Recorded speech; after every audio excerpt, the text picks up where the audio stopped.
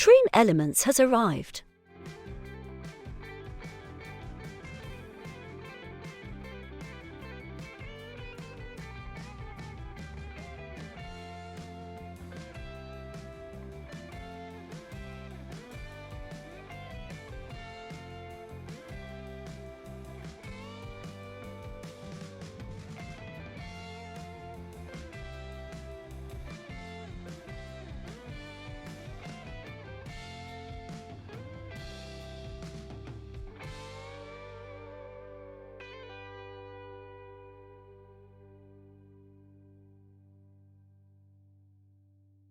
A swarm of dead insects has arrived.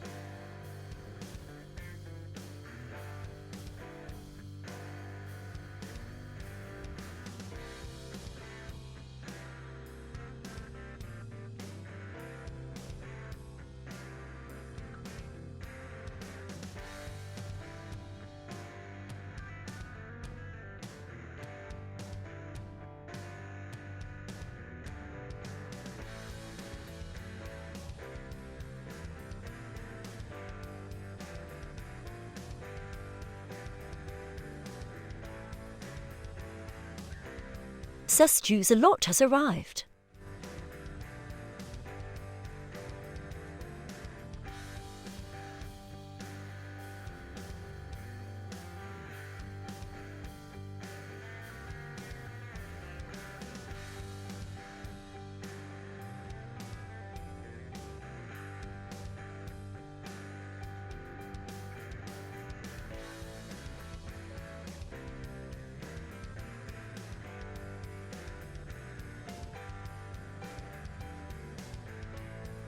Chloe Raccoon has arrived.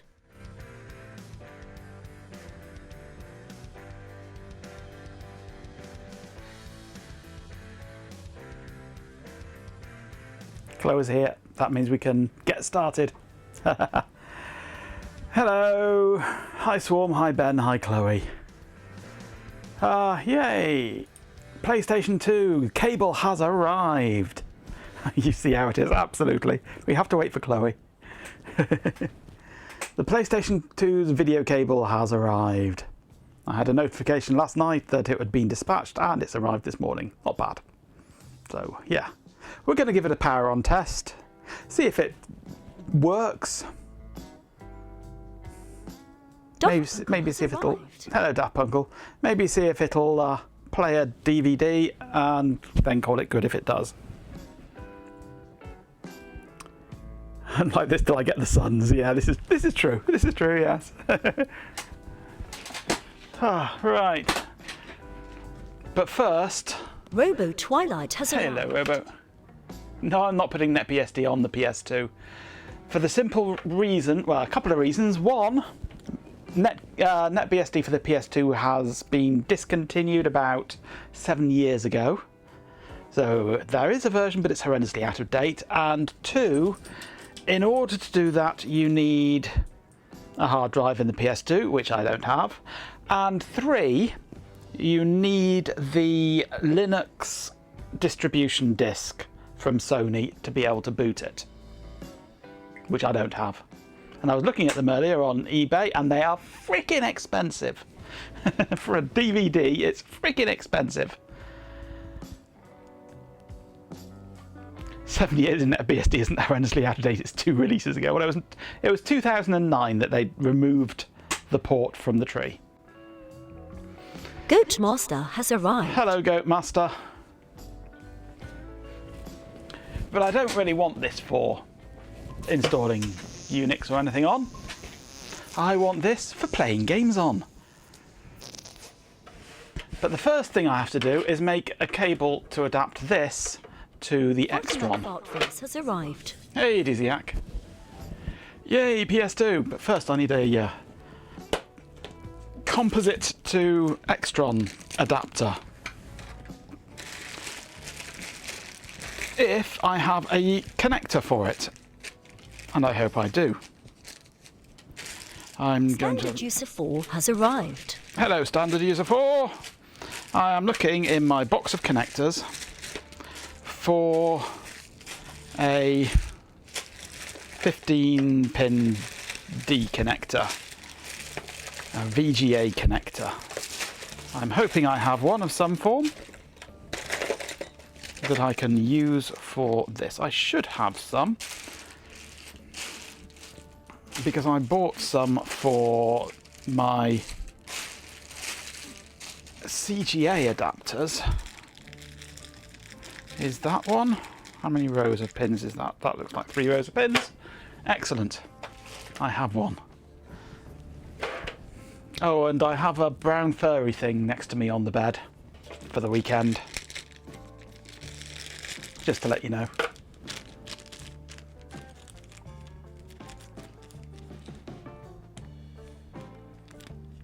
All the games have been archived and are all playable with very minor modifications from said archives, yes.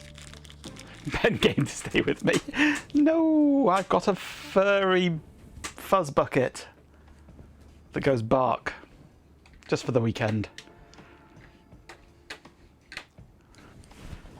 Where's my phone? It's buried under here. Year of our Lovelace, yes. Where are we? D droid cam. And Samsung.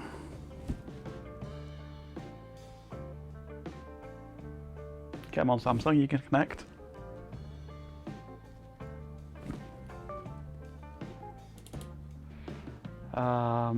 Oh, it's on the wrong IP.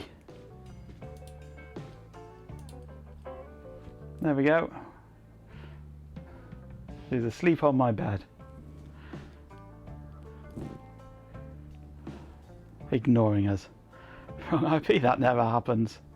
It does when it decides that when it wants to switch over to the 2.4 gig network, it decides it's on a different MAC address.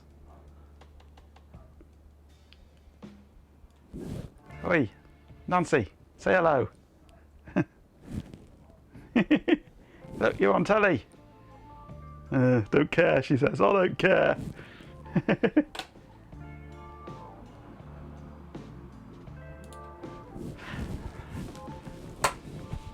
That's why I've not got my headphones on today, so that I can talk more comfortably to her and she can talk back, except she never does.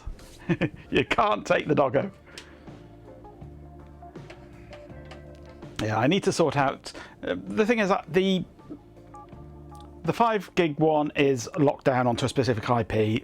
I never bothered doing the 2.5 gig one onto a specific IP because I just forgot about it. So it just gets a random DHCP address on the 2.5 gig.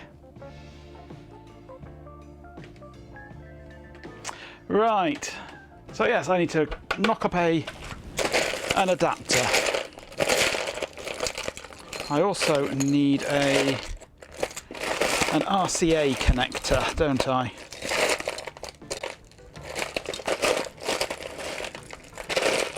Do I have an RCA?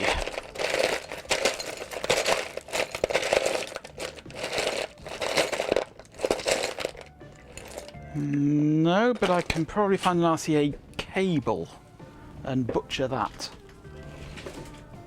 Oh, in this sack of cables.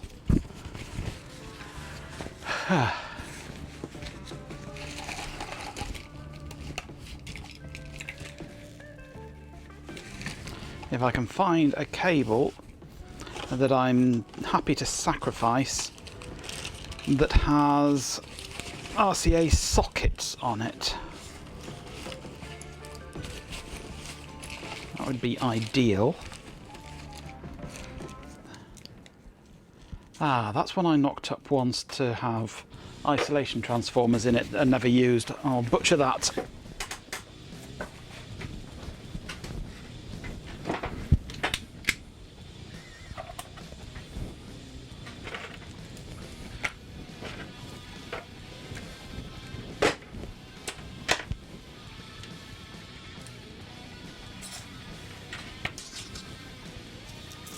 I know it's going to be the wrong colour of connector, but I don't give a rat's rear end.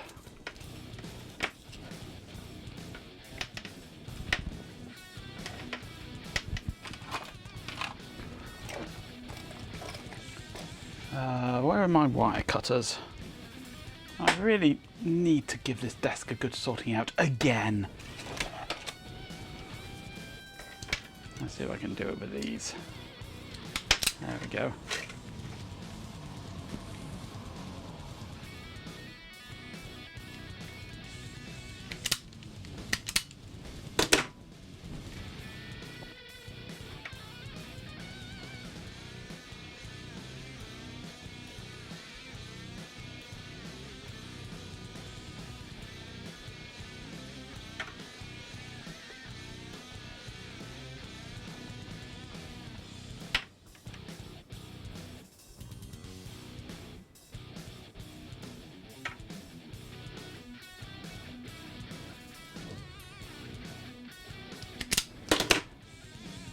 Right, so I've got to remember which pin I need for this. I think it's the green channel.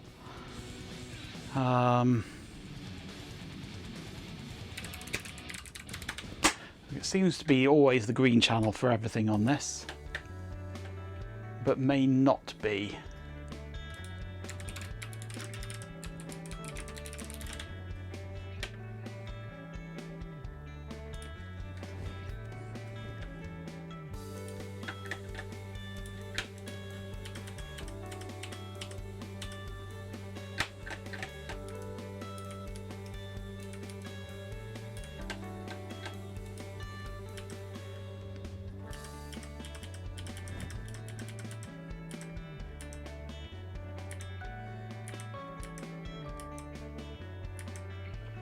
Okay, so composite video is on green and green return is video return. So pin 2 to pin 7, that's what I want.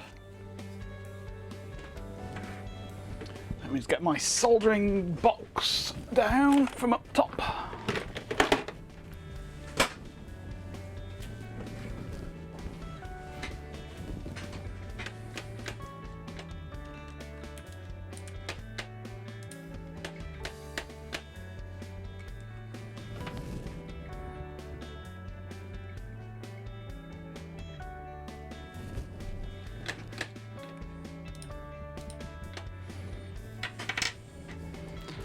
Right, solder.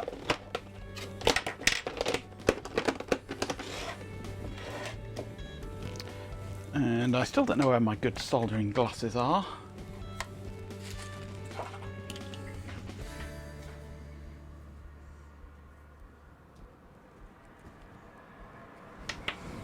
What's all these emails I'm getting at the moment? Robotron is live. Oh. Google developers. Okay, fair enough.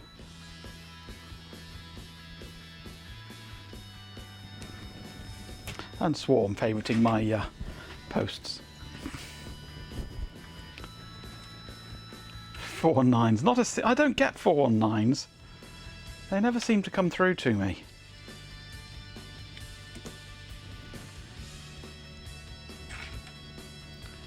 Right, let's tin these wires. Now what?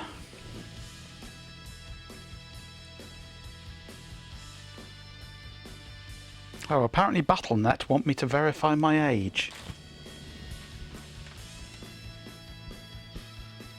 Stupid UK laws.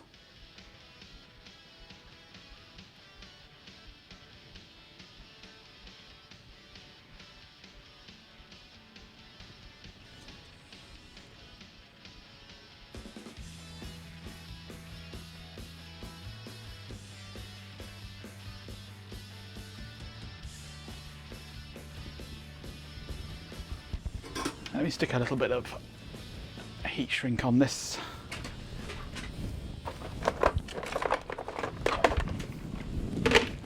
Do things properly.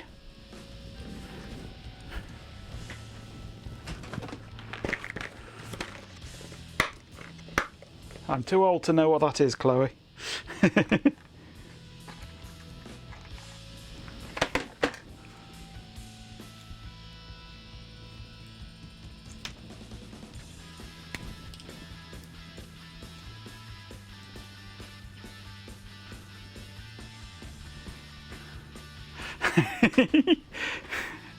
Yes, I think I know what Call of Duty is.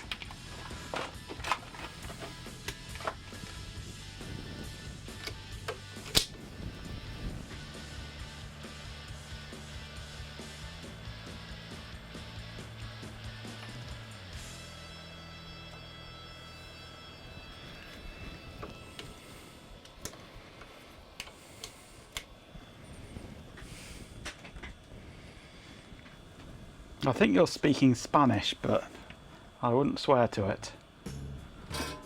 Or swear at it even, or even swear in it. Right. Which is pin 2? That's pin 1, so that means that pin 2 must be here. 3, 4, 5, 6, 7 must be that one there then. So that should be the 2 pins that I need, I think. I hope.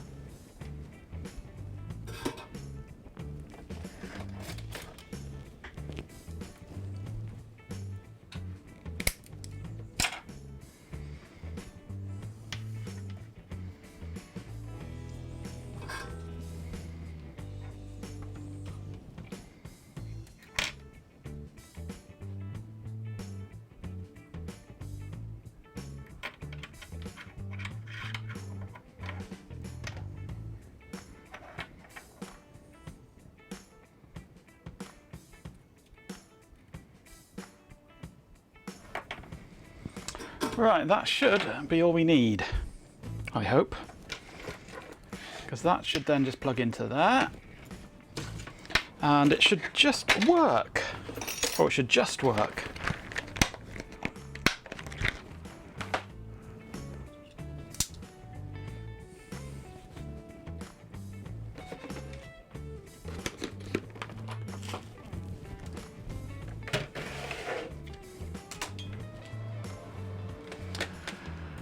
Right, I'm going to need to turn on my Extron stack.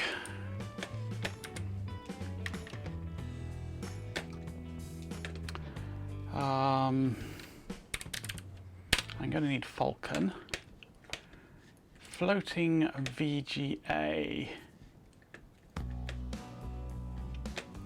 is on input B.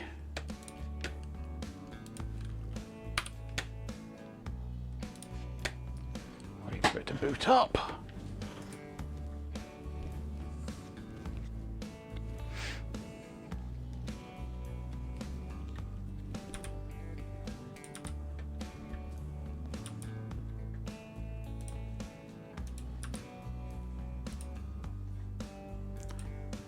So we should be on composite on there, I believe.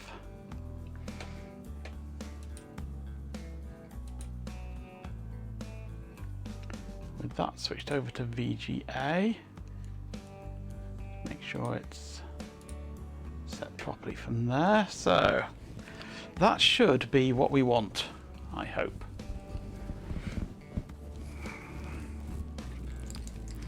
Let us get the magic video cable. Why they couldn't have just put a standard video connector on this, I'd never know. Plug the composite into there, get some power into it, and we'll see if we get a VGA signal light coming on when I press power. We do! That is a good sign. Which means maybe if I go here... Oh! Look at that! Let's turn that off. Turn it on so we get the full boot up. Ta-da indeed!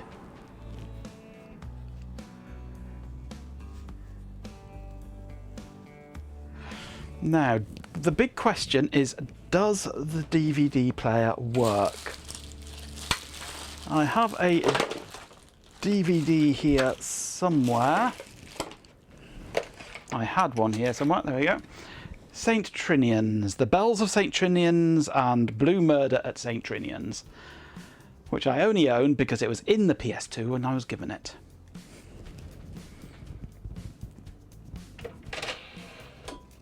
So I shall put it in and we shall see TradeSplatter has if it arrived. picks it up. Hello, TradeSplatter. Because if it plays a DVD, it should play a game. It makes some horrible noises though. So I don't think the DVD player is working.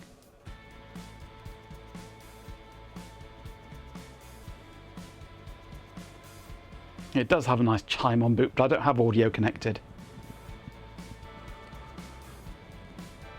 That is making some horrible noises.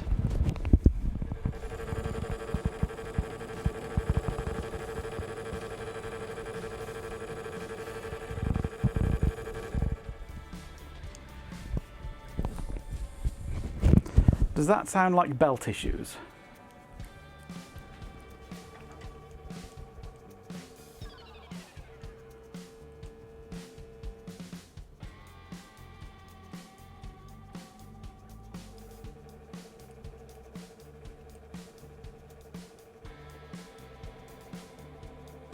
Belt issues for yeah, for cleaning your bell. Mm.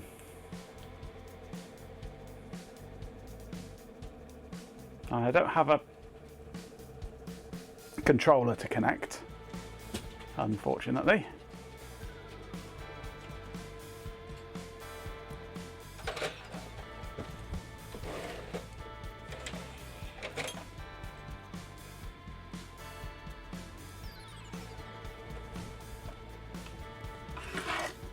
Definitely something DVD related, this. It's turned the DVD anyway. It's moved it round.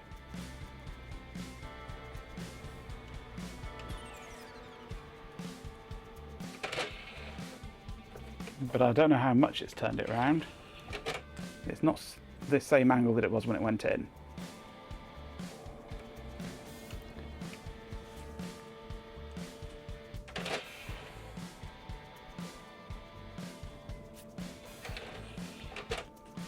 What does the belt do in a PS2 DVD? What is the purpose of the belt?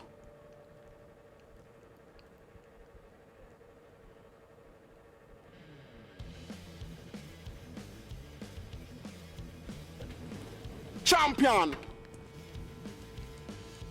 With 50 bits, Chloe Raccoon says. Tier 50 not the same angle as it went in is the title of. Yeah. I think we've all seen that one.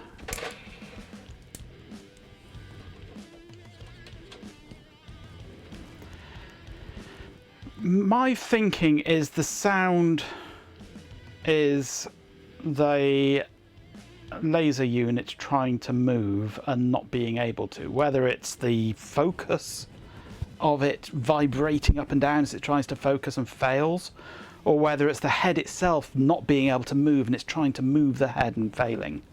It's a possibility. Oh, Fuzzbuddy's gone. The furry one has left the room.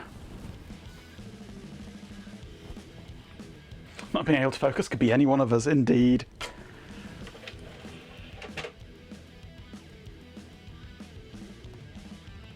But it makes a buzzing noise at power up. It doesn't make a buzzing noise if there's no disk in when I close the drive. But it does do it at power up and power down, incidentally. Majenko, Chloe Raccoon would like you to drink some water. Fair enough, I shall drink some water. Thank you for that, Chloe.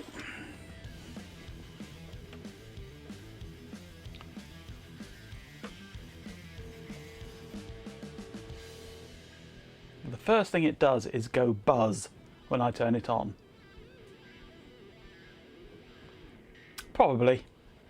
It usually is. Laser would be your guess. Could be any number of things involving that. Right. So we pull it apart and investigate. Because that's what we do here.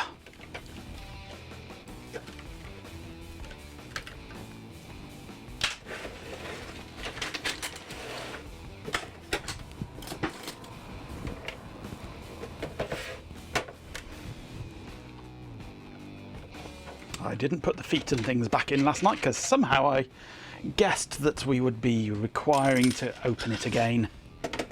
I was right. Also, because I forgot.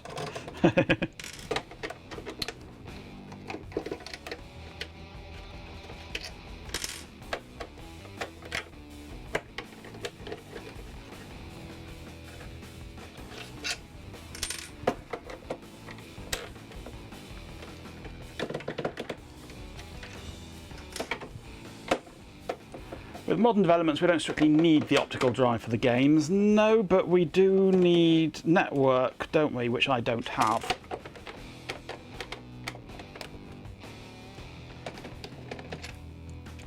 And I would imagine some kind of chipping or modification to it in order to allow network access to occur.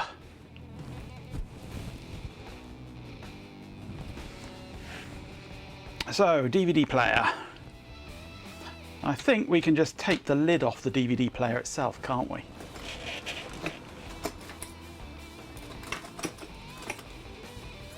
If I can find the right screwdriver.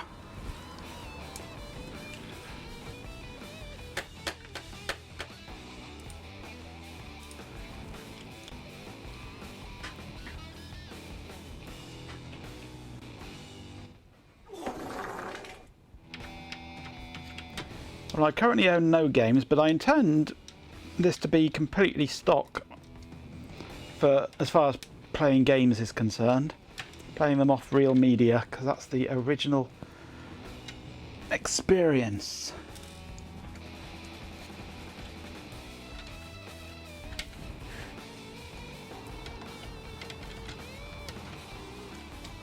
Okay. Lifting up.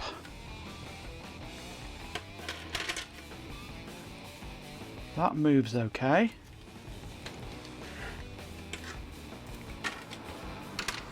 Let's pop some power in and see what it does.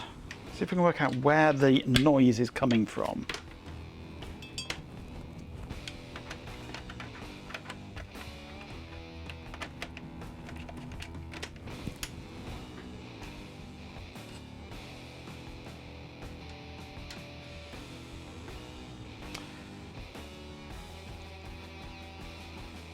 It's the head, not being able to move. I think.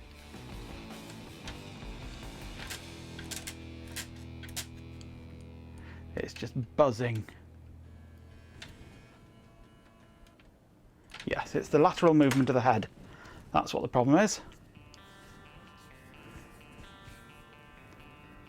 I don't know, Swarm. I really don't know. But it's the movement of the head is not Betamink occurring. has arrived. Hello, Betamink.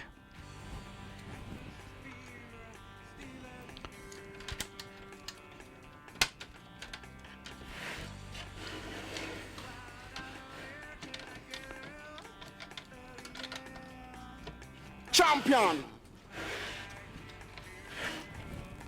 With 69 bits, a swarm of dead insects says, Corgo 69 shattered plastic gears. It is then. Shattered plastic gears. Oh god, I hope not.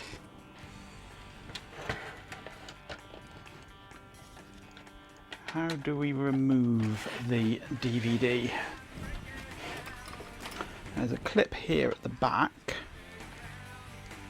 And a clip here at the back. Is that underneath there? Get the feeling that it might be. Might need to remove the whole of the bottom section again.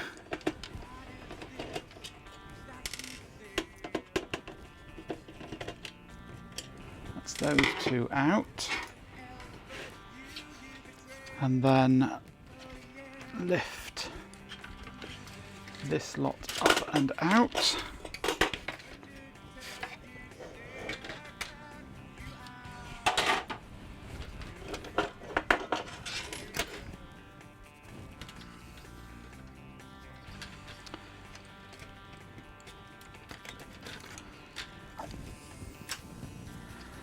Now, do we need to remove this back piece? I think we do. I think we do. Spice of Mud has arrived. Hello, Spies.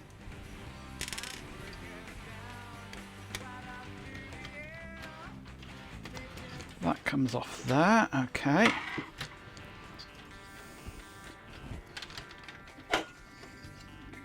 And now this lifts up and out.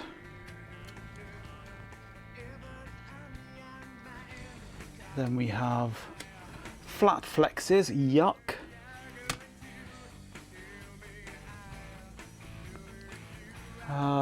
That's the motor there, which is on a flat flex, which is responsible for this.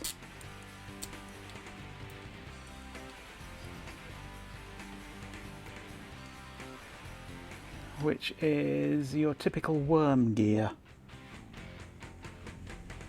So it's unlikely to be broken gears because it's a worm gear. With 50 bits, Chloe Raccoon says. Cheer 50 as you only have the Centrinians WD moment. Does that make it the PS2 reference disc? Absolutely.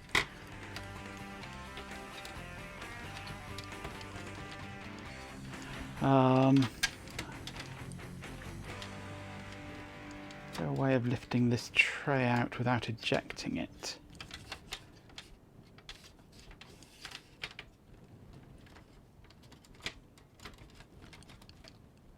I'm not sure there is. I might need to eject the disc, which would mean applying power.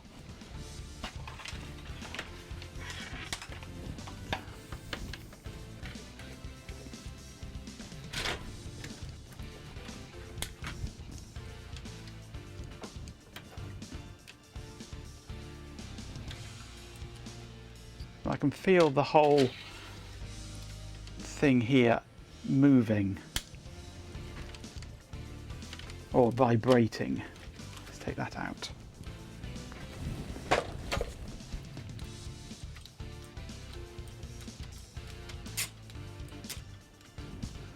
So apply power. This vibrates but doesn't turn.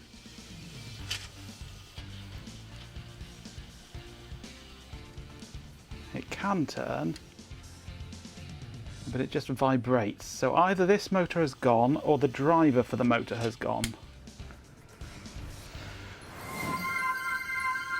Hollow Sleep, thank you for the follow. Sleep has arrived.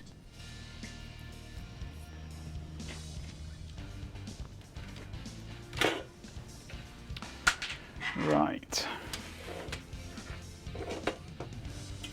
Can I remove this front panel so it doesn't flap around and get broken?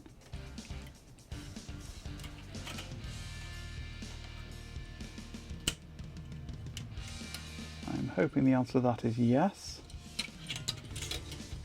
Which sort is that? That's a pop-out one, isn't it? Yeah. Except that just broke. That's not a good sign. Is it a pop-out or is it pop-up? I can't tell. Well and truly fixed in there anyway, so I'm leaving that. Yeah, I think it was a pop-out, but the pop-outs have just snapped off because they're so old and brittle. So, yeah, sod that. Doesn't bode well for the rest of it.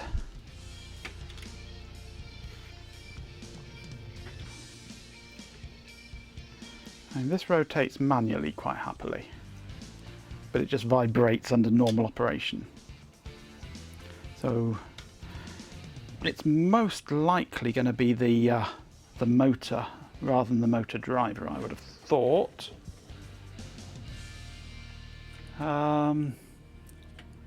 Removal of this requires removal of this whole circuit board from the base unit.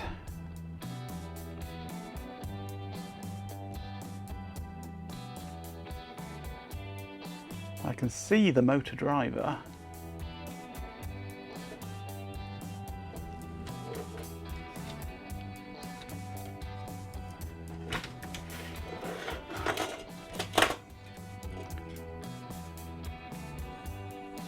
Removal of that board from the base unit would first mean, I think, removal of the power supply from the base unit.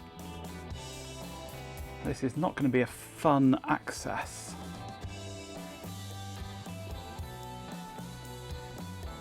The grease is fine on the worm, yes.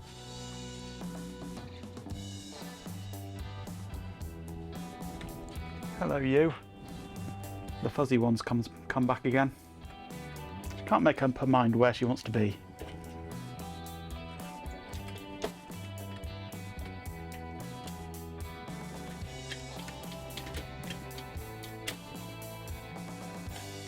Yeah, that's held on by the power supply. The screws that hold the circuit board on are behind here. Stephen Payne has arrived. Hello, Stefan. Is this a 34,000? I have no idea.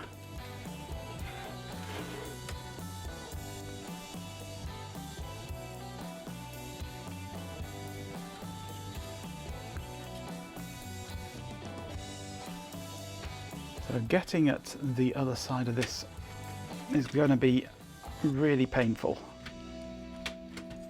It's going to require a full dismantle of the whole thing.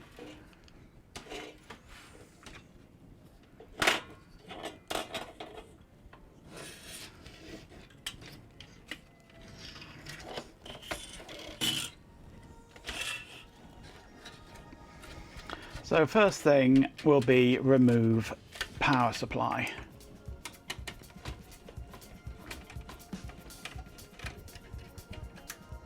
It's a 50k, is it? I have no idea to what you are referring.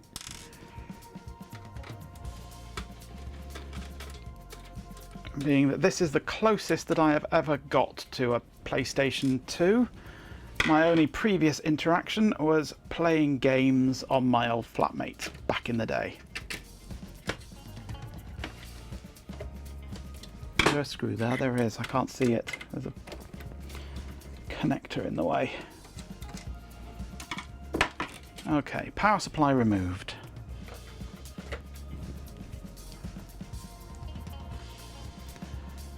There is, as far as I know, there is no firewire. There is USB and infrared, I believe that is there. That can now lift off.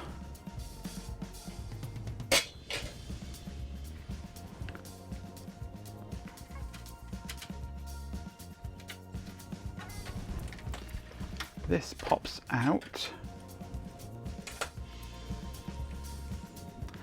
And now I can access all the little screws.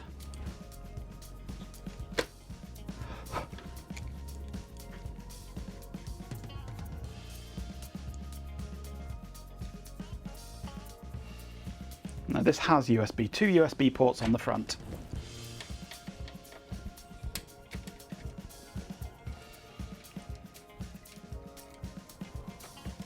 Her insists Fuzzybit has arrived. It's a Cobb! Who am I? What have I done, Majenko? I'm the owner of a PS2 with a dead CD drive. Majenko bot has arrived. Oh God, no. Who woke him up? Oh, well done, Chloe. You had to go and wake the bot up, didn't you?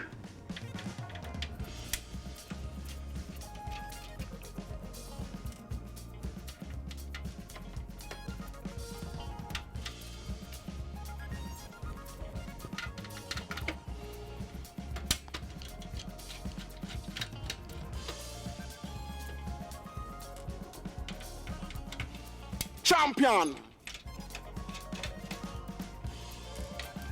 With 50 bits, Chloe Raccoon says, Cheer 50, I can't attack the bot till it speaks, remember.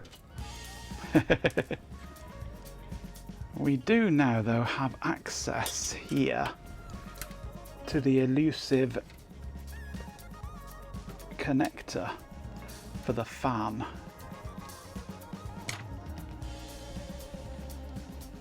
So I can take the fan out now and give it a better cleaning.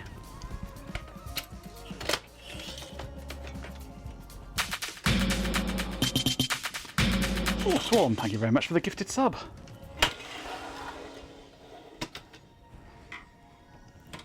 I need to take this screw out here.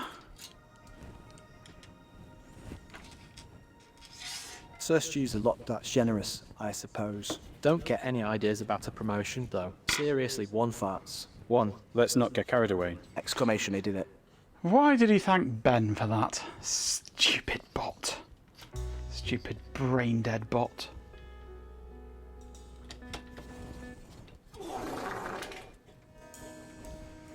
Now, how do we get this off? I've undone those. All the screws are undone now on there. This should come off the bottom plate, I would have thought. Ah, there's a screw there. One more screw hiding up there.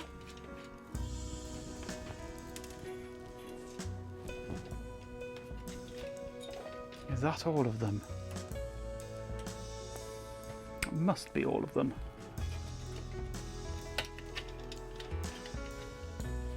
Come on, off you come. Off you come. There we go. Bottom plate off.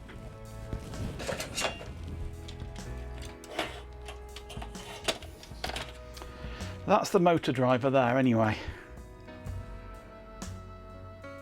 And that's the... is that the ribbon cable to the motor? No, that's the ribbon cable. That's the motor driver, sorry. That's the ribbon cable for the motor. That's the motor driver for the eject mechanism. Now this one, there is some corrosion there. You can just about make out a little bit of corrosion.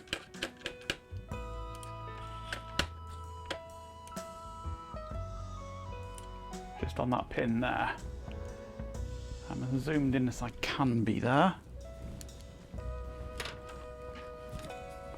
So it could actually be that that chip has died.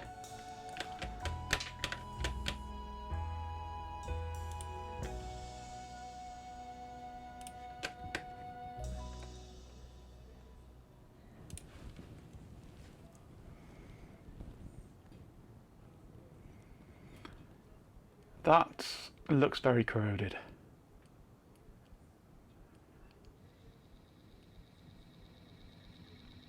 As far as I know, Stefan, I have no controller, but it does its power up animation and sits there in the menu.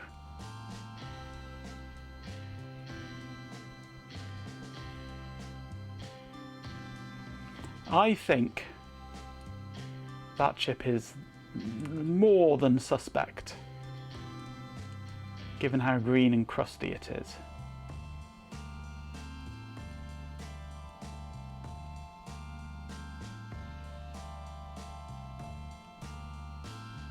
If I can focus, there we go.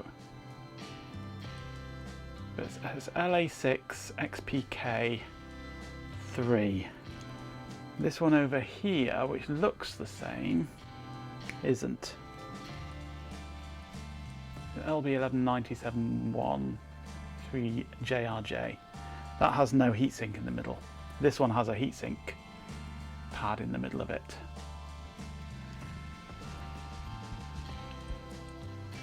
There's a 5OS, there's an XPK, there's a 3, and there's an LA6.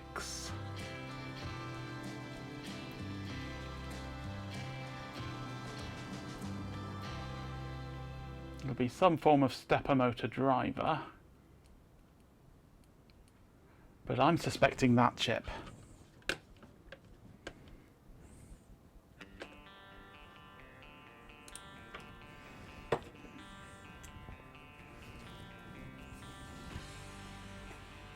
Scrub and reflow, yes. I think so.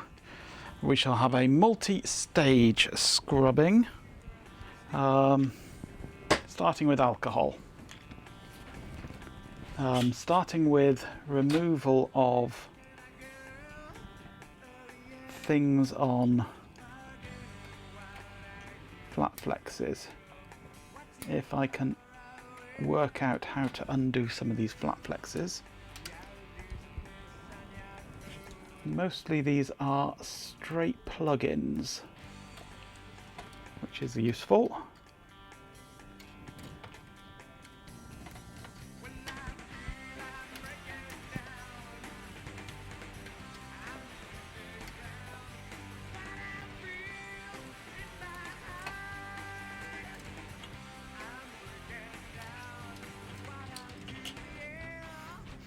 But this one here isn't.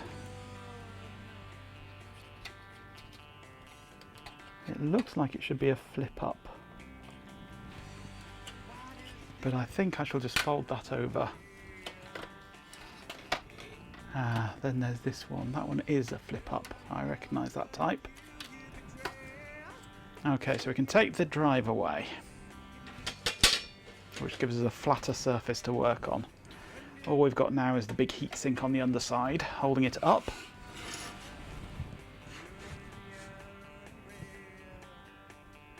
Okay, so we'll start off with alcohol.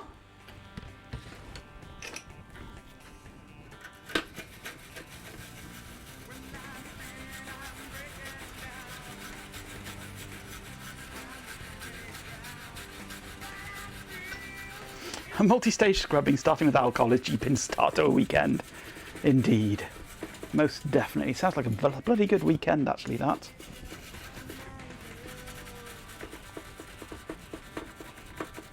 With channel point, parenthesis but says. Rub me, baby. Then I'm going to add a bit of vinegar to it. And let it sit for a moment.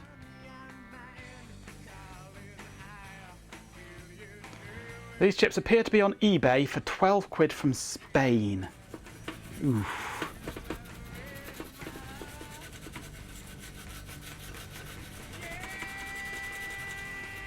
It wouldn't surprise me if the same chips were used in other DVD drives. Because there's not going to be anything that special about it, I would have thought. It's just a stepper driver. Then I'm going for more alcohol.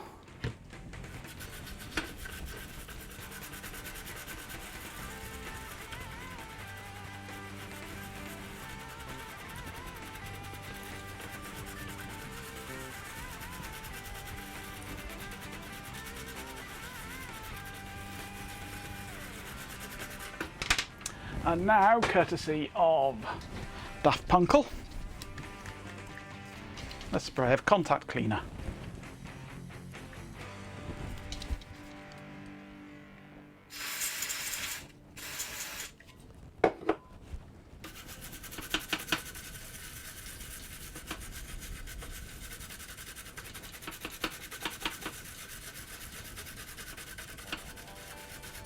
Oh, it's cold now.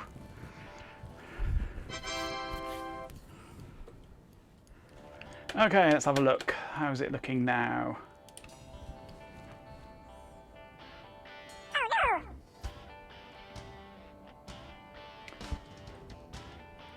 Crustiness is still there, but it's no longer green. But it has, I believe, seeped in to the chip. So there's going to be corrosion inside the chip, isn't there? Quite possibly. But that's certainly better than it was. Maybe a reflow will help matters. How's this side of it looking? Come on, stop breaking up like that.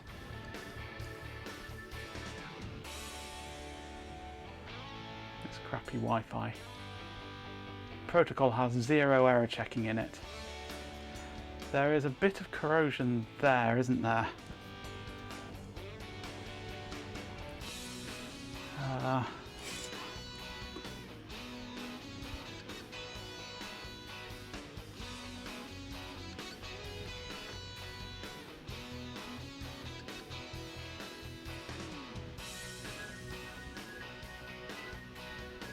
I don't know.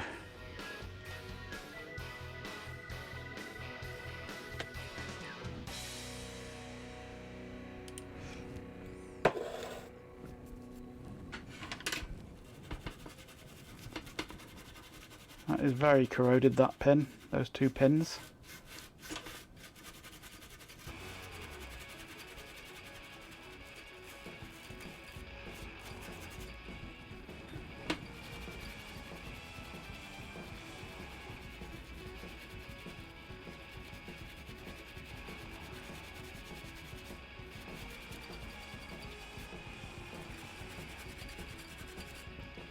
But if these chips are available, that obviously means that this is probably a common failure.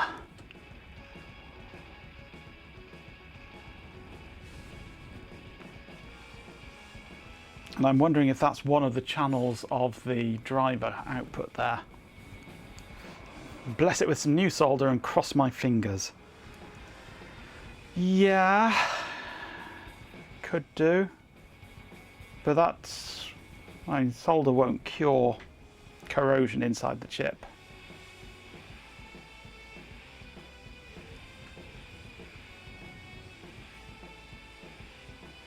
There's 4 connections to the stepper, which means it's a bipolar.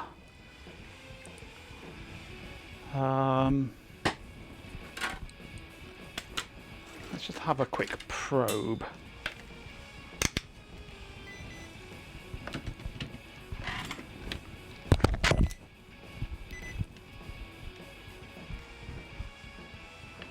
So if we go from, there's wires just there. These should connect straight up to here somewhere, I'd have thought. That's to that pin there. Champion! That's to that pin With there. 50 bits, Chloe Raccoon says. There. Tier 50 bipolar, a white bear with wide tastes.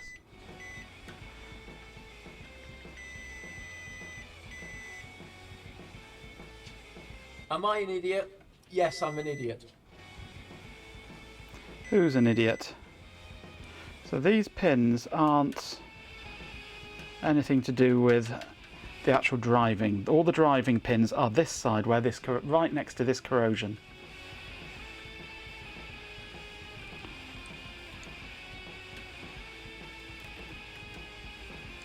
It's these pins either side of here are the crucial pins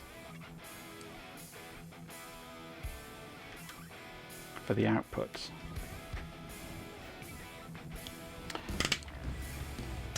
So those very corroded pins are just 2 very corroded pins. They might be part of the control for it perhaps, but they're not part of the output drivers. But the output drivers are where most of the corrosion was that we've cleaned off.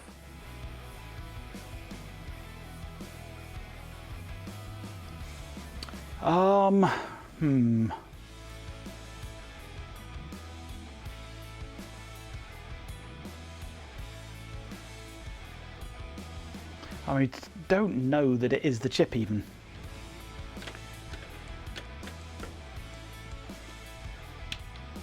If the connector was on the other side of the chip, the other side would have corroded. Possibly.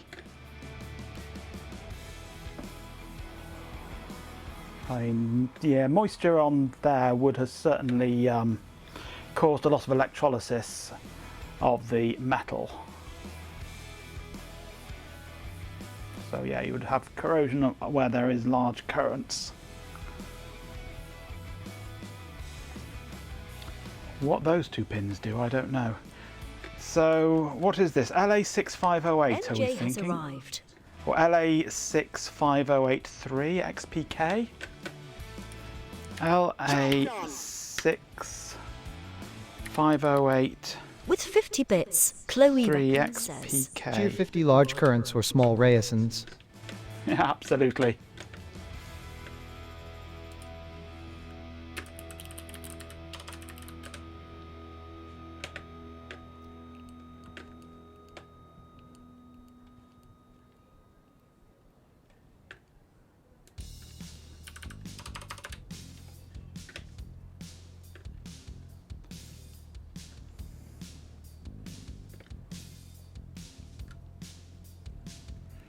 Was it an 8 that, or was it an S?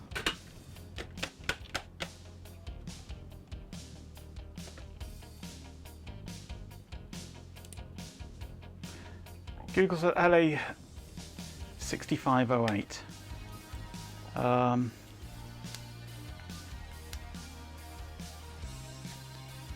Hello?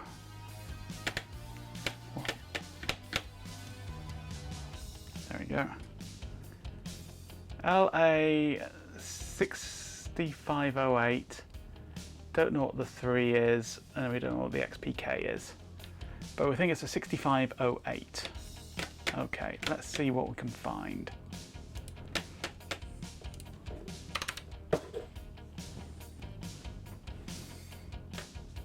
That looks like it, yes. LA 6508.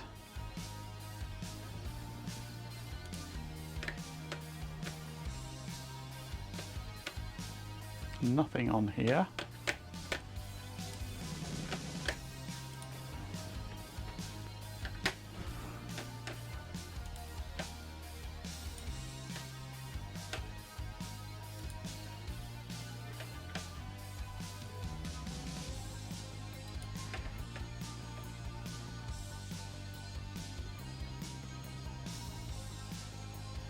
A lot of these places will just give you a data sheet that just lists parts.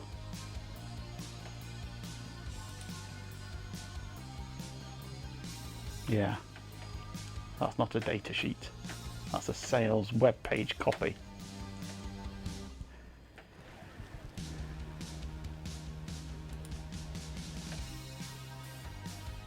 The LA 6500 apparently is a power amp. No.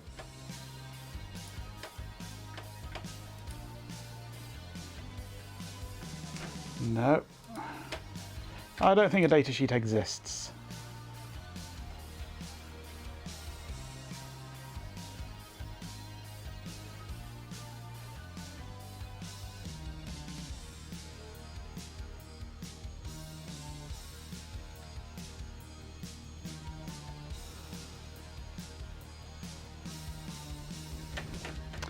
No.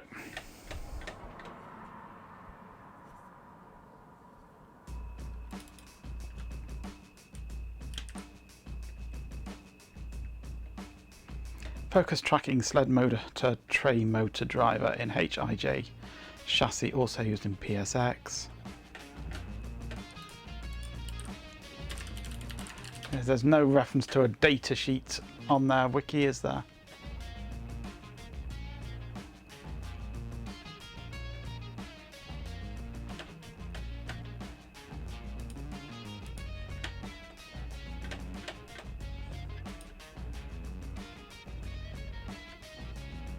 LB 11971 is this one over this side here. This one is up by the connections for the drive sled, for the tray. Sorry, that's for the tray there. I think that drives the tray. That certainly drives the stepper. But I think that one there is for the tray. And possibly the Focus. Project Carl has arrived. Hello, Project Carl. I'm fine. The PlayStation isn't.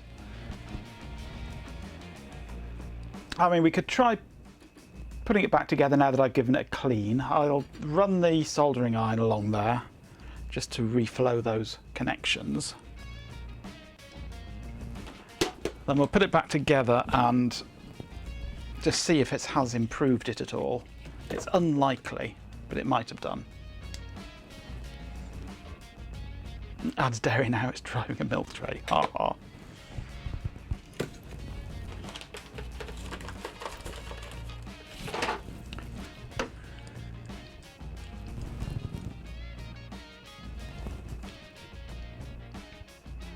So we'll put some flux down both sides.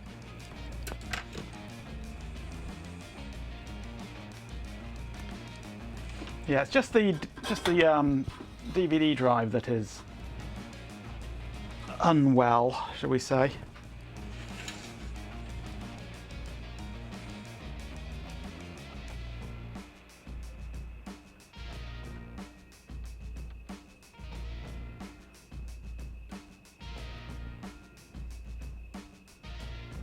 There's a lot of thermal mass there. I'm going to have to pump the heat up. Let's pump it up to maximum. All the heat.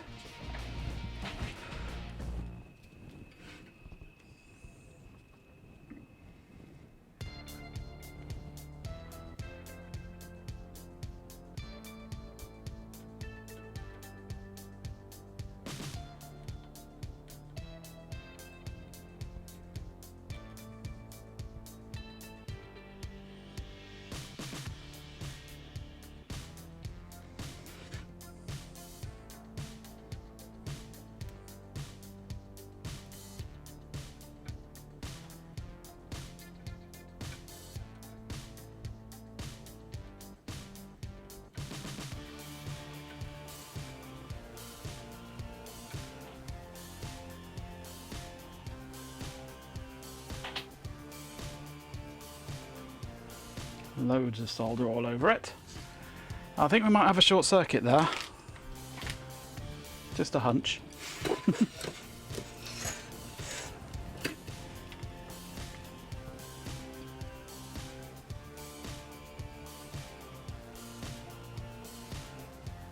There's less thermal mass this side, apart from on the ground, of course.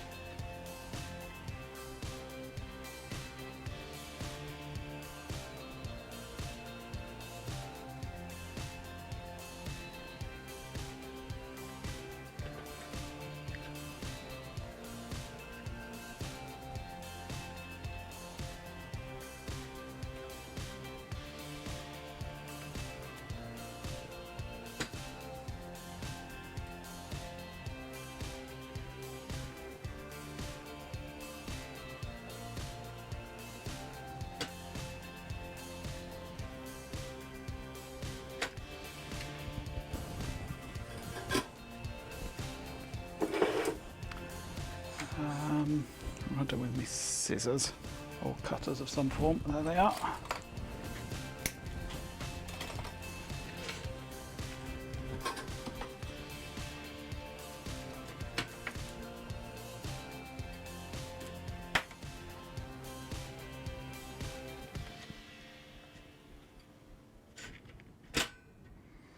Come on, you melt. Thank you.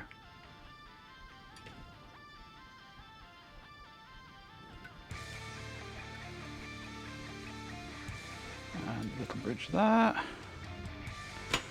Okay, let's just pop over to this side and do the same.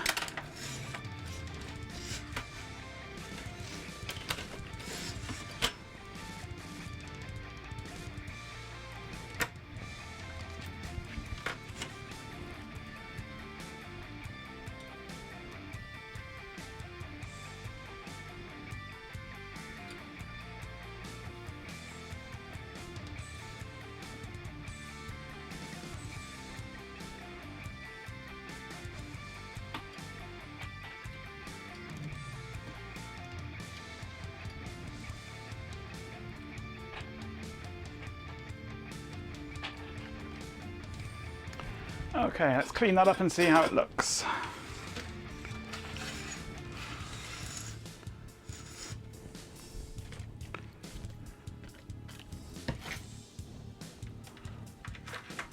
Wait for a test and do walkers. We'll then do walkers, fair enough. To test it, we have to rebuild the entire thing though.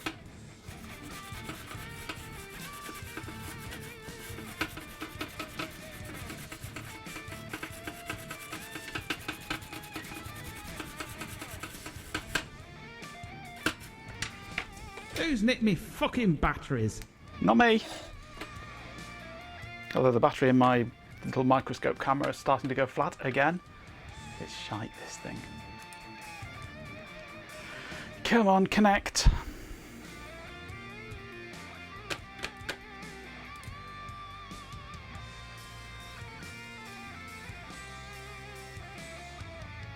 Come on, connect. Thank you.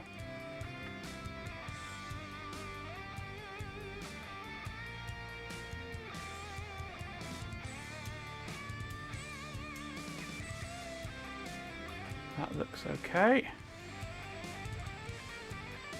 No shorts on that side.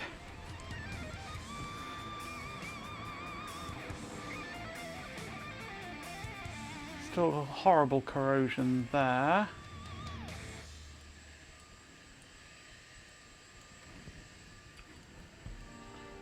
Let's see if I can get that to focus.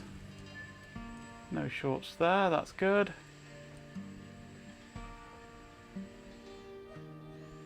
Right, I think we're good to go there.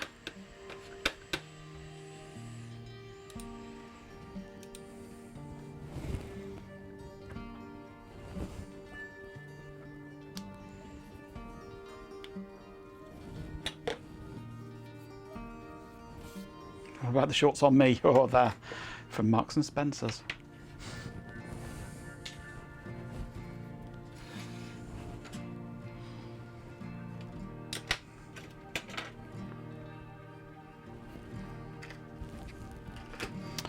Right, so what are we going to need to get this into a state where it is workable? Let's give the connectors all a good squirt with contact cleaner while we're here.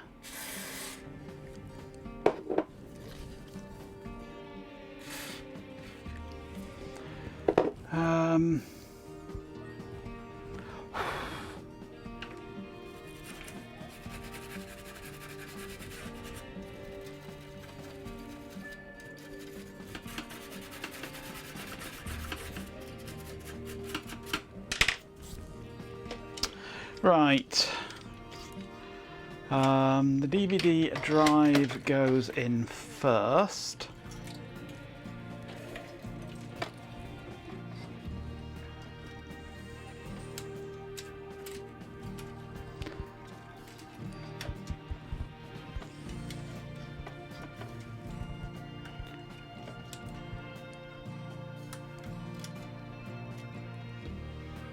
This is the connection to the laser unit.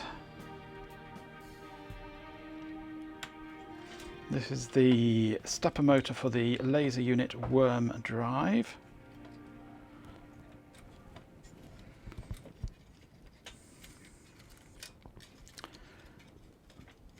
This is the connection for the main spindle motor drive. This is the connector to the buttons on the front panel.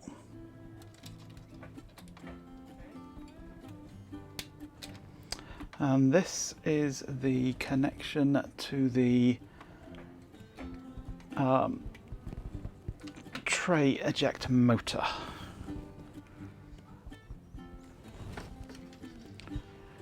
Okay, that lines up like that and holds in place. That goes underneath there.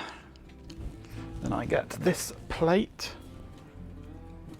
and this goes on here, this way around. Let's give that a quick focus. There we go.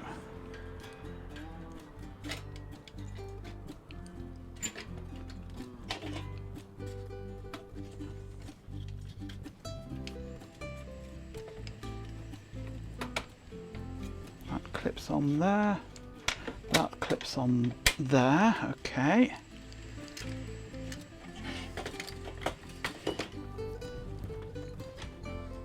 We have screws aplenty.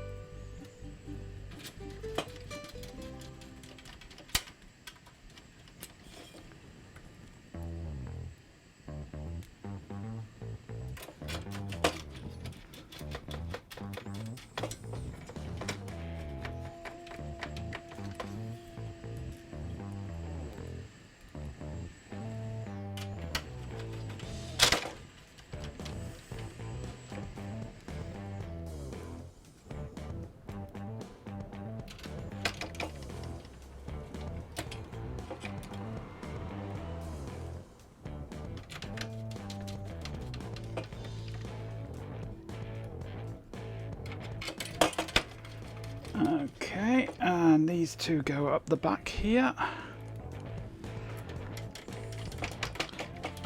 on the expansion port.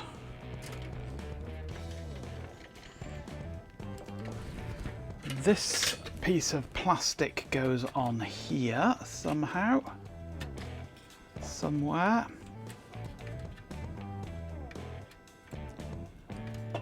Like so.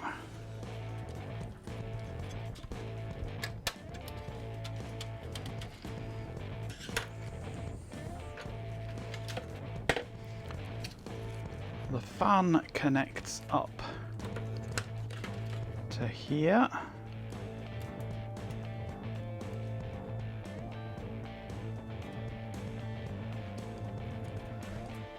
Goes underneath that bit.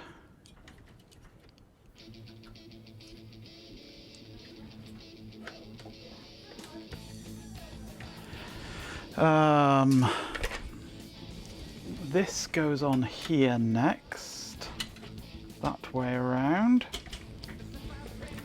Then the power supply comes in and slides down over there, like so. We then screw the power supply in.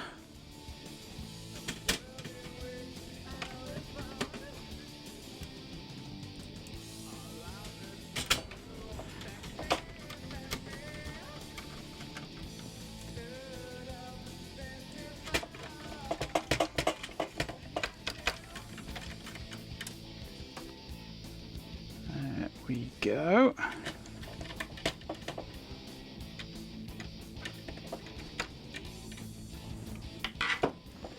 The mains input clips onto there, and wonderful time to start doing the vacuuming. I'm going to close the door.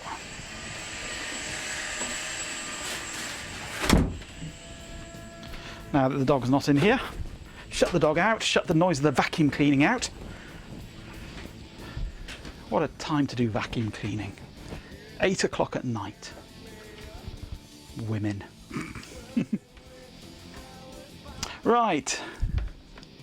Our beloved pet Canadian has arrived. Hello, Carrot House. Champion. Norse Harold has arrived. Hello, Norse Harold. Oh, they shut the noise in our heads out, though. Me turning on the noise cancellation, which works remarkably well. We can turn this over.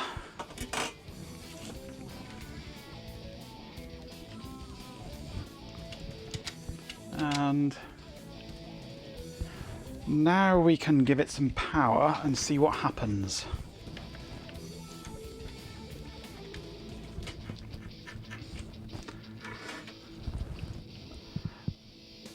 Does it just vibrate? It probably just vibrates. It just vibrates, exactly the same.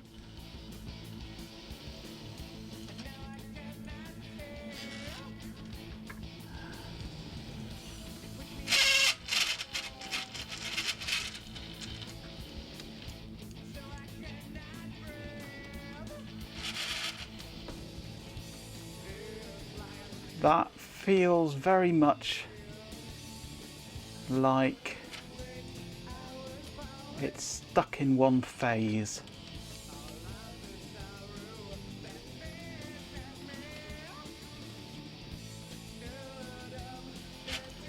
Sometimes just vibrating is all you want. Yeah, but not from your PlayStation. Right.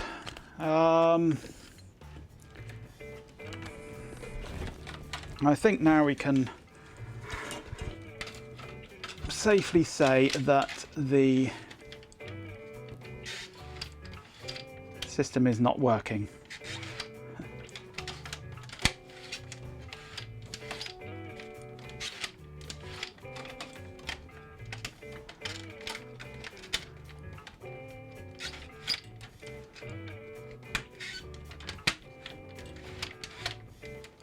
I think that's lined up. Champion!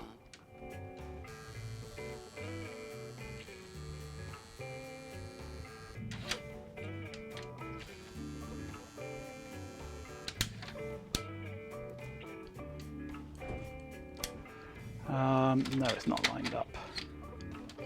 That's at that point there, that should be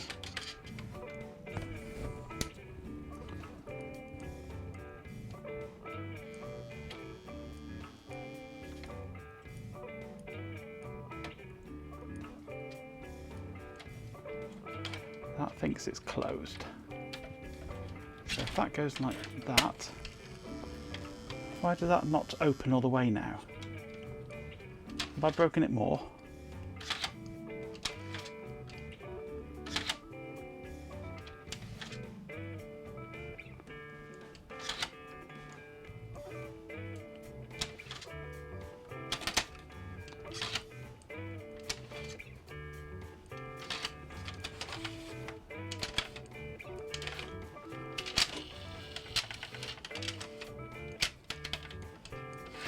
Ah, that's got to be...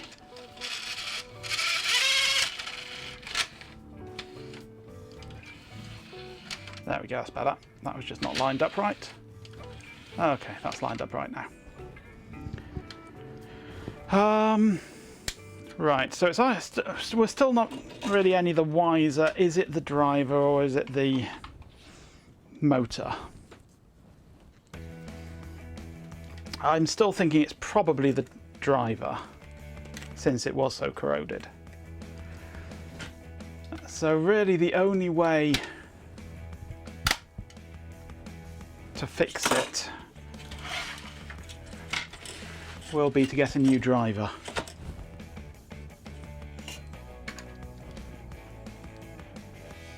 Do we ever get wiser? Not really, no.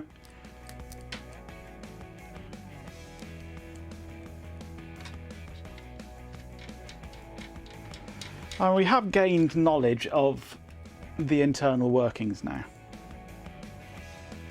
which is good. Such knowledge is always good.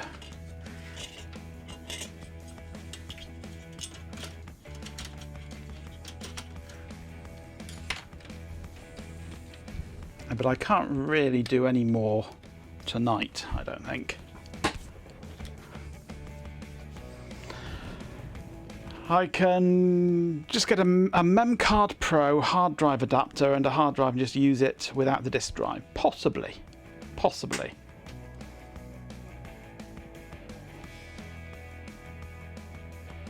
You're not convinced it's even worth throwing money at it. Well, if I can find the same chip being used in another DVD drive, and I've got a big stack of DVD drives down here, if we could find the same chip being used in one of those, I'm sure some of them are Sony, Champion! then we can transplant. And we're not throwing money at it.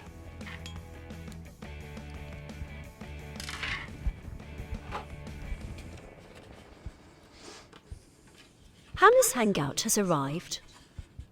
Hello, Hammies. The cost-benefit analysis needs to factor in the revenue from streaming the repair as content. Absolutely. Absolutely. We don't do these things because they're easy. We do these things because they generate content.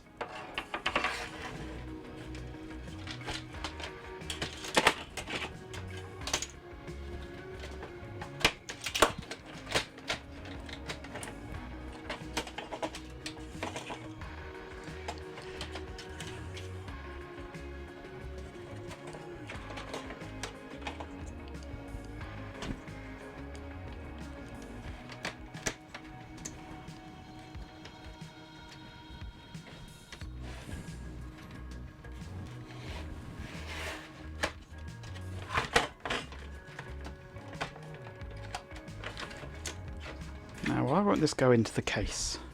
Champion! With 50 bits, Chloe Raccoon says, Tier 50, we don't do these things because they're easy. We do them because we thought they would be easy. Indeed. We thought they'd be easy, and they turned out not to be.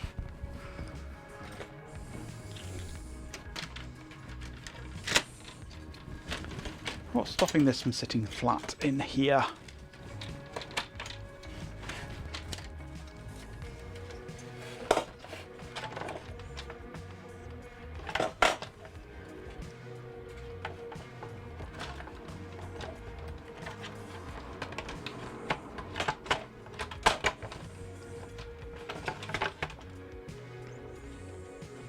Dopas has arrived. Ah, it's that in there, isn't it? I see. That should be clipped into there. That's it. Hello, Dopaz. Right, that fits better. That all goes in like so.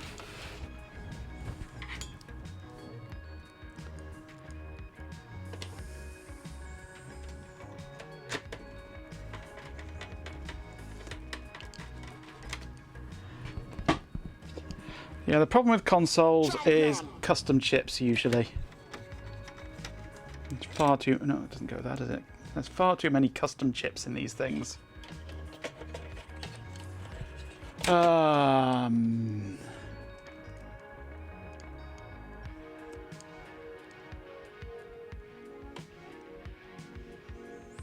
You've got tons of shit I can fix if you want content, fair enough. Is any of it interesting stuff, though? Or is it just shit? And Hammies has lots of PS2s. If I were local, I could have one. Unfortunately, I'm guessing that I'm not local.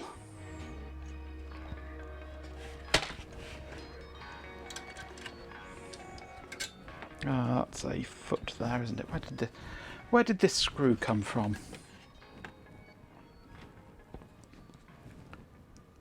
I'm thinking it came from somewhere on this heatsink bit, possibly. Was it under the front here?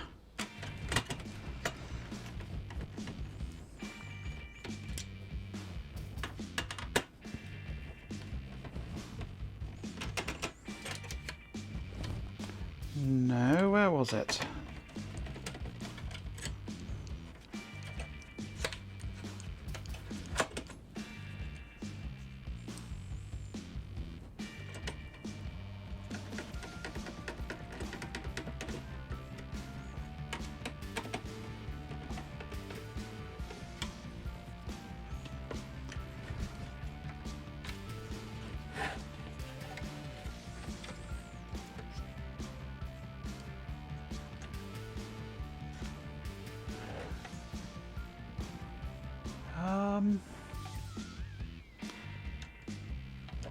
I do kind of recall it being under here somewhere.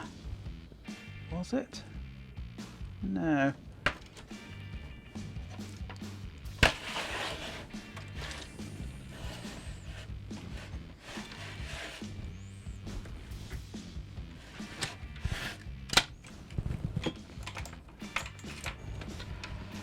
It's annoying when you get an extra screw left over, isn't it?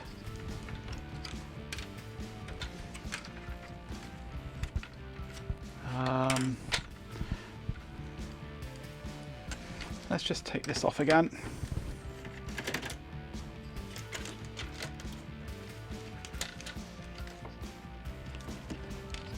Ah, that was it. There. Found it. It goes in here.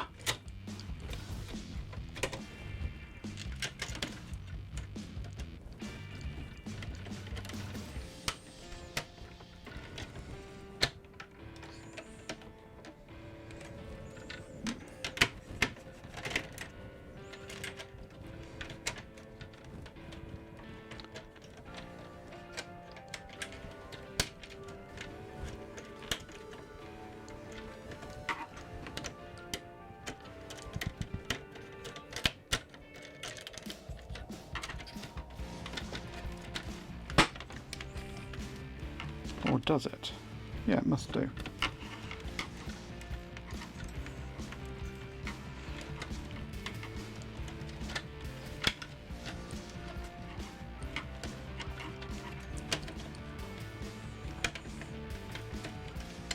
Come on, what are you doing?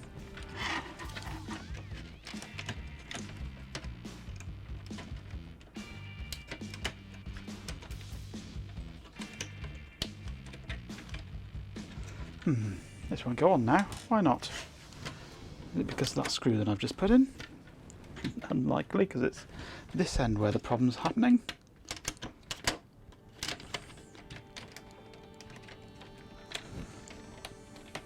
There we go.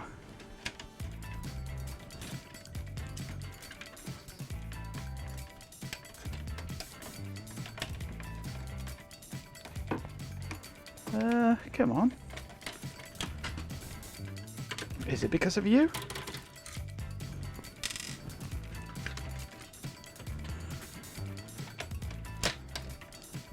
No, it's still not going in without that.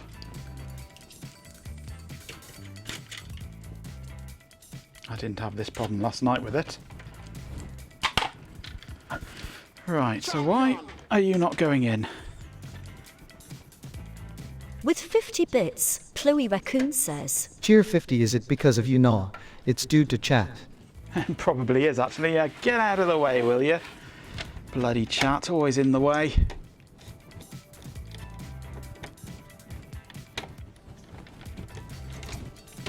There we go. I think that's in now. Stupid little clippy bits.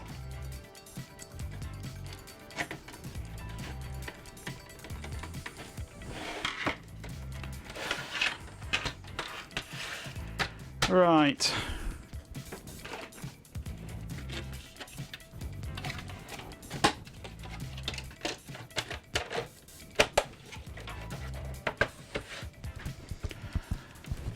So we have a decision to make. Well, first I suppose I need to go hunting, don't I? Go hunting to see if I can find this chip somewhere.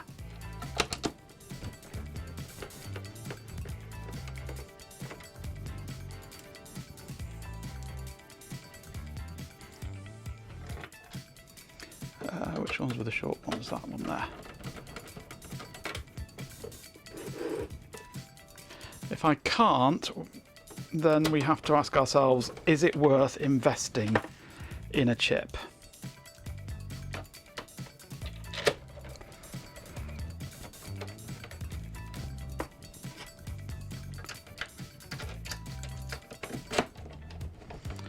And if it isn't, do we instead invest in some form of hard drive interface instead?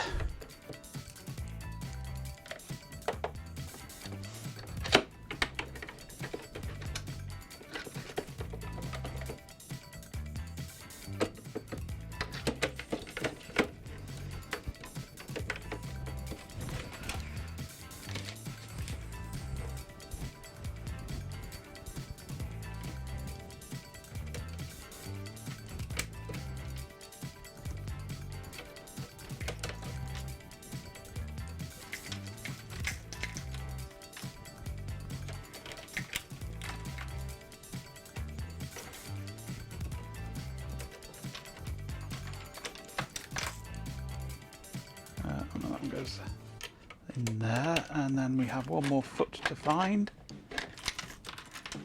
which is down here.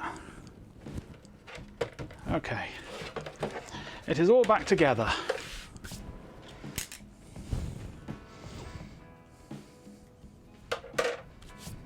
Shame it's not an MFM hard drive here. Right. So we're going to be looking for a Sony DVD drive, aren't we, really? PC Margus has arrived. Hello, PC.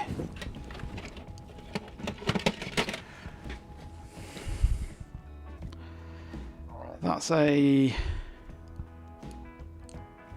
TSS Corp, is it? I have the thick PS2, yes. The one without the wire and fire. Yeah, that's a TSS Corp.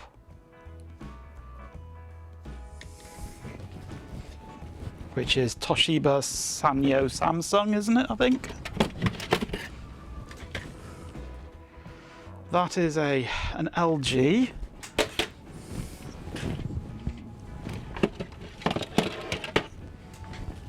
That's a Sony. Sony DVD-ROM. That's a good candidate. Because it's a ROM, not a read-write. So it wouldn't surprise me if the basic mechanism in this was the same mechanism.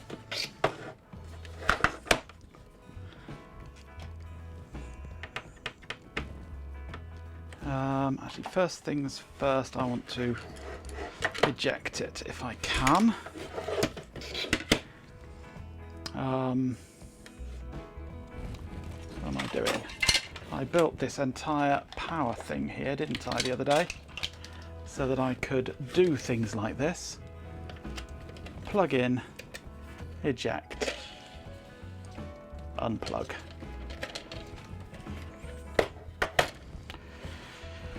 Right.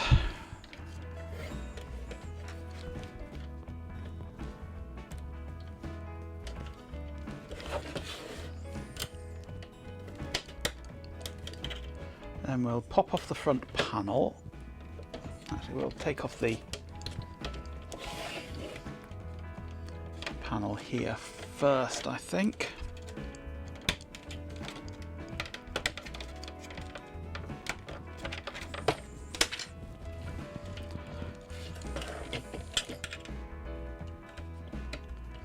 Then we shall loosen this front panel here.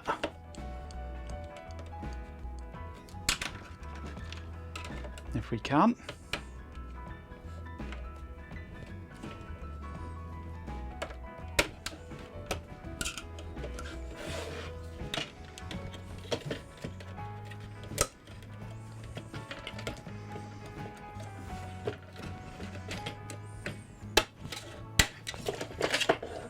Take that off.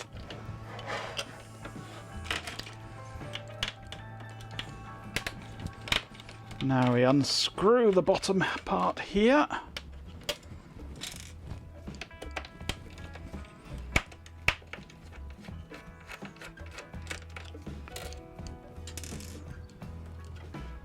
It's apparently a Sanyo part. Okay. It's probably made by a number of people. Just so obsolete and not ever really used as in any kind of consumer setting that it was never really Funny documented penguins outside of people like Sony. Hello, Funny Penguin. I am trying to repair a Sony PlayStation 2, but the DVD drive is non-functional due to a suspected blown driver chip. So I'm just dismantling a Sony DVD drive, just on the off chance that it happens to have the same driver chip in it. It's unlikely, but it's worth looking. There isn't a screw on the top here, is there? No. Don't feel one. It's just plastic clips at the side.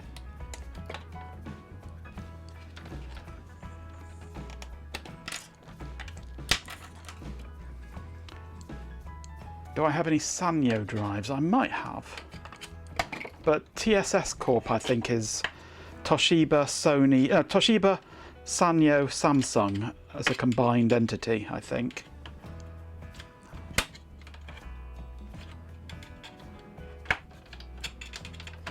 Or something along those lines. It's 3 companies with those initials anyway, TSS.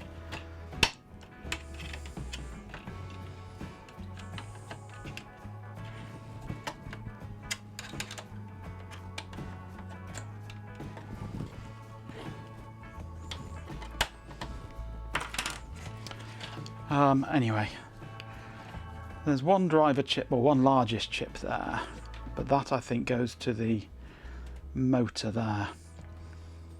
The one I want is probably going to be on the other side of this board. I wonder if I can just take this board out.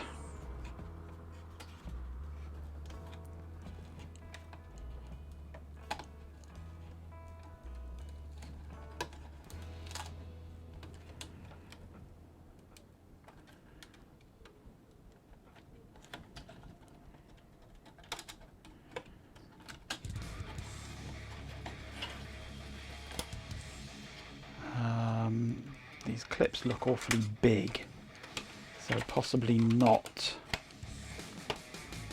without removing the whole thing. It's coming. It'll come out. It'll come out.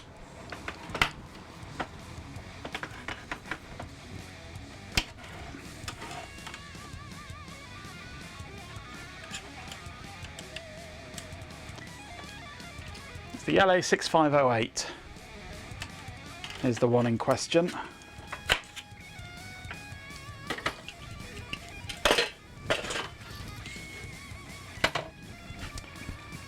And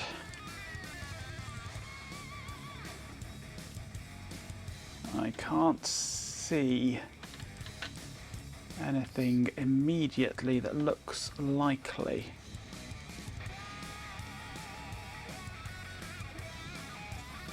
Crash Systems has arrived. Hello, Crash. No iOS 2.3.2 at the moment. PS2 service manual. Ooh, that could be useful.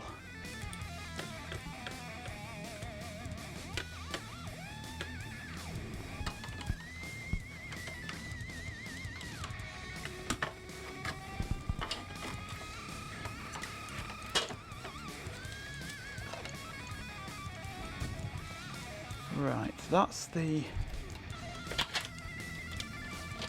connection to the motor there. No is a quick short answer.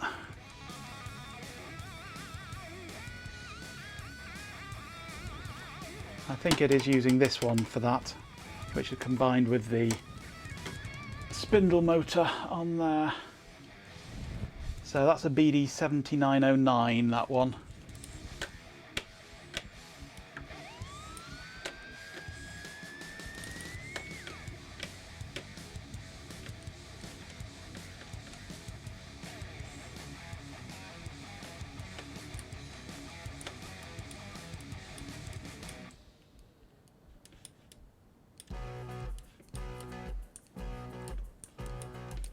Just flicking through schematics at the moment.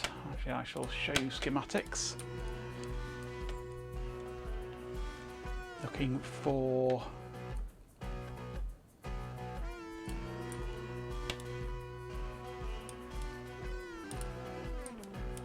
that. Looks like it could be it.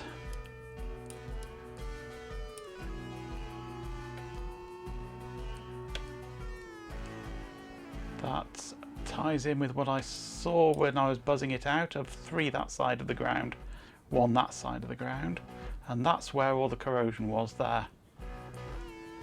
So it's IC802 motor driver. And the other corrosion was here. Op out 1 and op in 1R. Those 2 pins there, I think, were the corroded ones.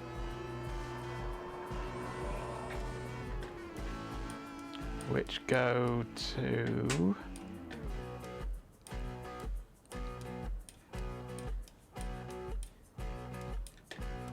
FRDR, whatever FRDR is.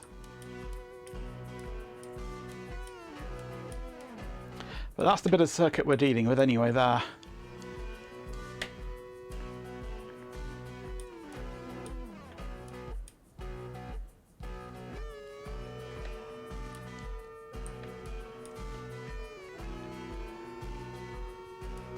And it looks like just a basic H-bridge driver. With in 3R, out 3R, in 3F, out 3F, out 4R, out 5F, out 5R, and where's in 5F?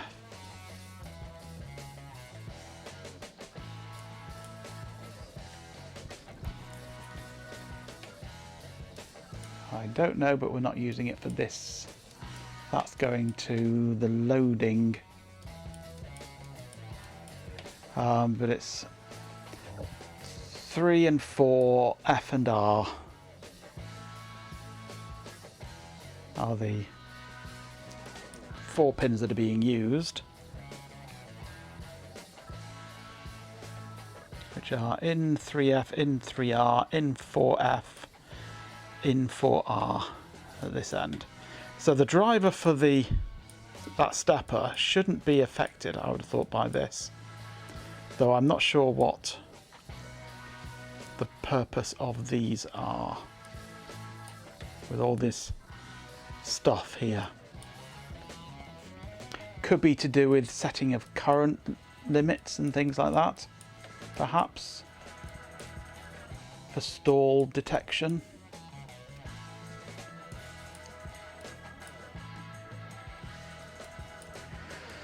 But yeah, it was the corrosion on those output pins there. That was where the main corrosion was. So that's useful having that.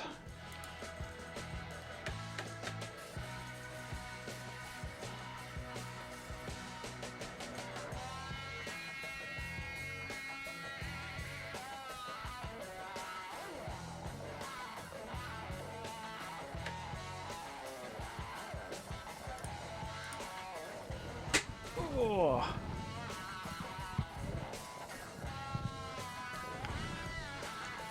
Are you not familiar with Toad in the Hole, Carrot House? Basically, it's sausages in batter. That's all it is, just sausages in batter. That's Toad in the Hole. Right, so this is a no.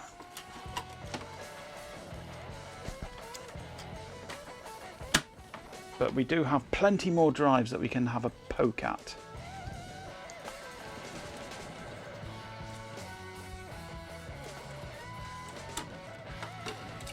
We do love to batter our sausages, yes.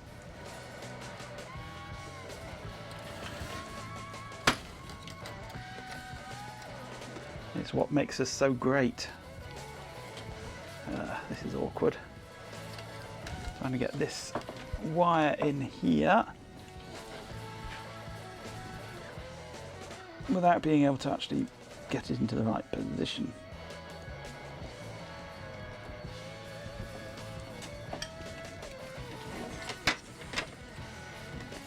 I think that's not, no, it's not quite clamped in. Trying to clamp this in without being able to actually get to it in any way, shape or form.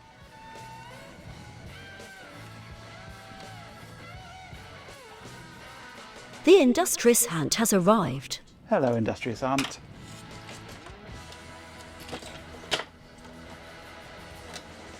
Have I ever mentioned that I really don't like flat flex? I've got a feeling I might have mentioned it once in passing.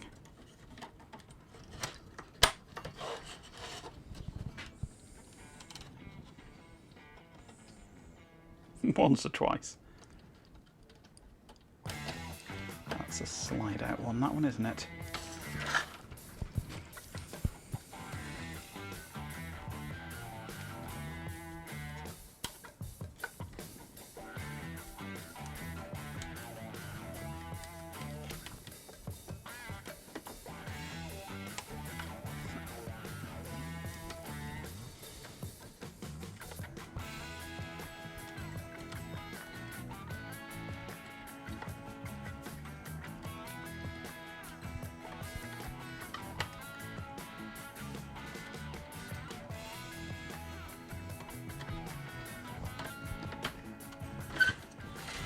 Right, let's put it back together. And move on to the next one.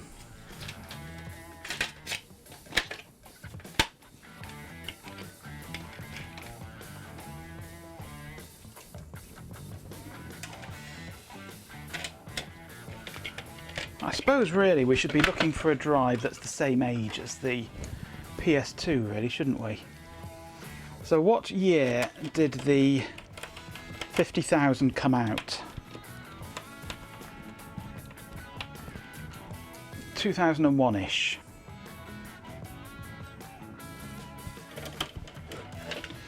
The date of this drive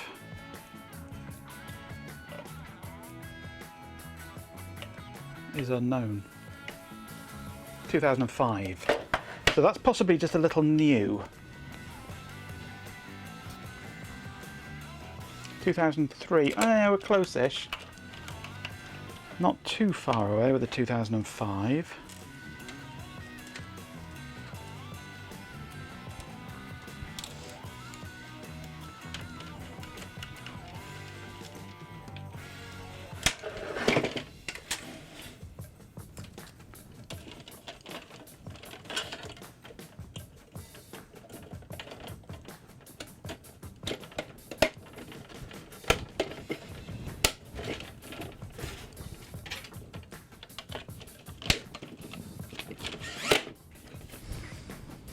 Right, what can we find? Buried down here somewhere.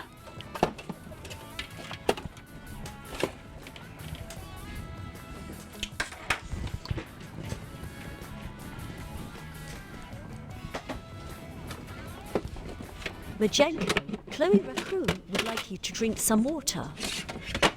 Fair enough.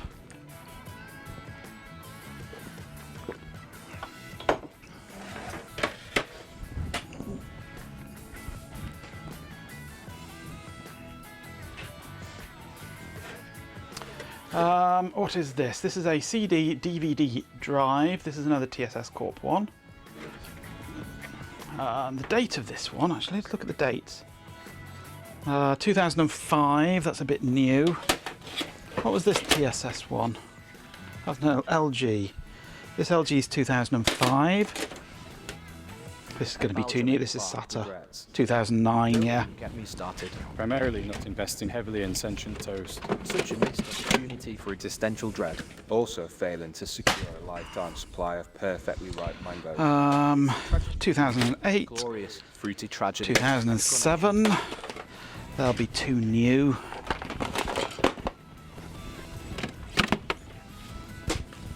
2005, another Sony one, the same as the last one, I think, is it? No, it's not. It is a... Where was it, the Sony? That was the Sony. This is a... Yeah, this is a DVD-ROM. This one's a DVD-RW.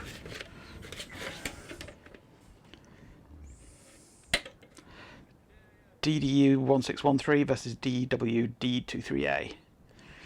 Both 2005. I mean, could be worth looking in that one, maybe.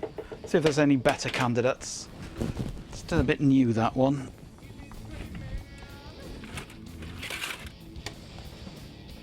That's a CDRW. 2003. I mean, it doesn't have to be from a DVD drive, because CD drives still have the same drive mechanism to them. So 2003 CD drive might be a candidate. It doesn't have to be DVD.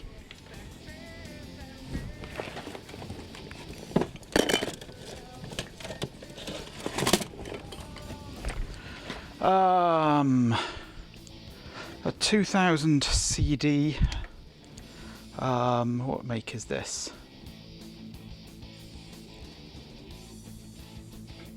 I have no idea.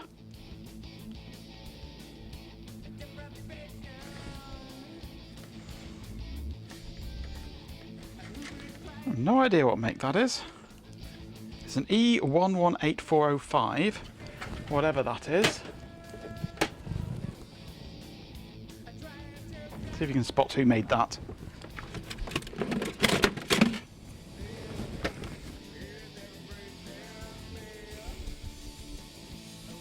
There's a Nikimi CD drive from some time. No date on it.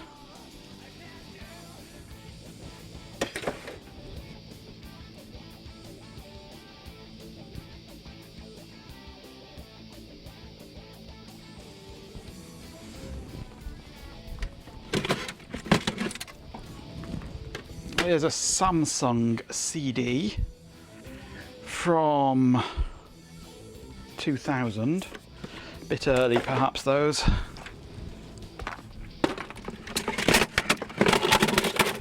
And a Creative DVD-ROM drive from 2001.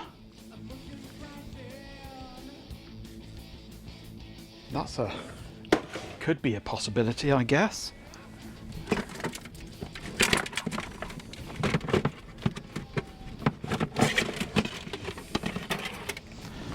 And this one is an NEC 2004. That's a good date.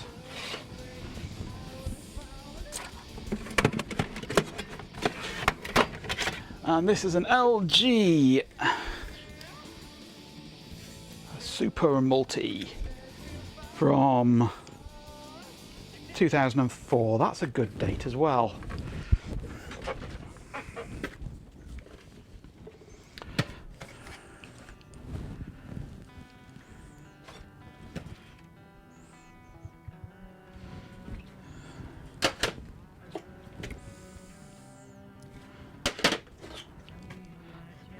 I'm going to have a look at this NEC Super Multi.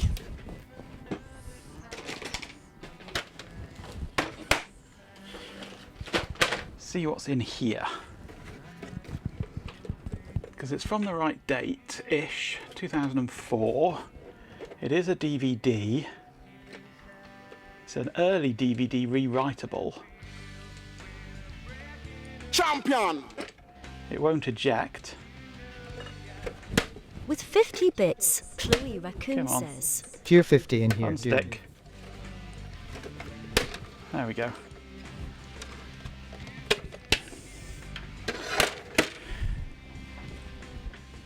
Is that the Creative one that had the IR remote? I don't know. I don't think so. Where is it? If it's the... No, there's no sign of a remote input on there. Or if it was external to the drive.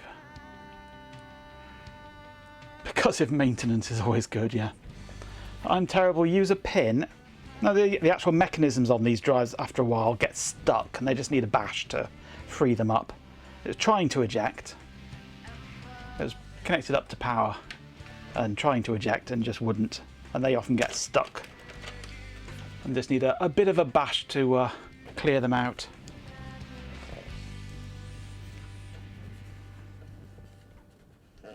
A 24-speed Creative Infra for the remote. Well, this is only a 16 and no remote. Right, let's pop the fronts off this.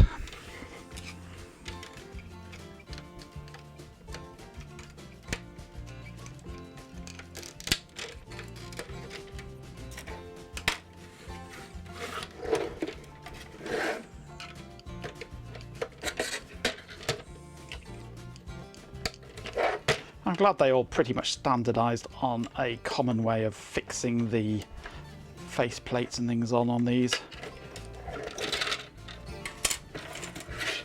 Makes dismantling fairly easy.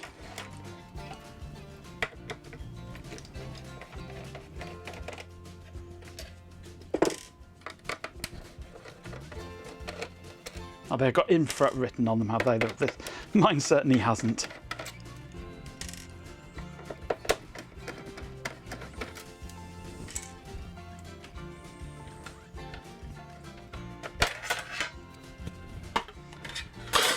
That's definitely a different chip there. It hasn't got the big ground pins.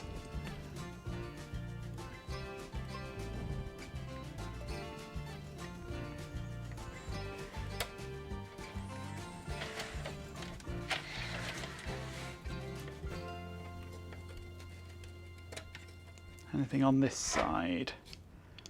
No, nothing on that. So that one's a negative.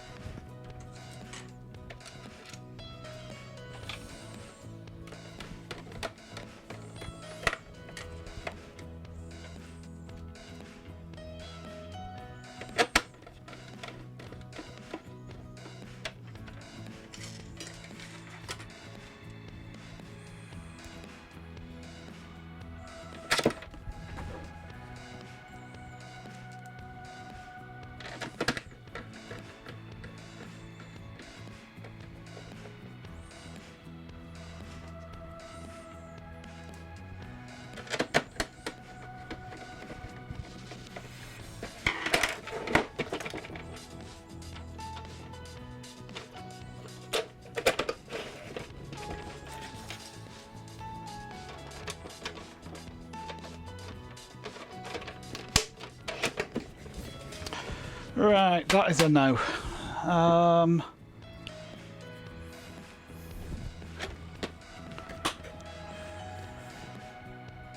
We could take a look at this MicroStar one, CDRW from 2003. See if there's anything in here.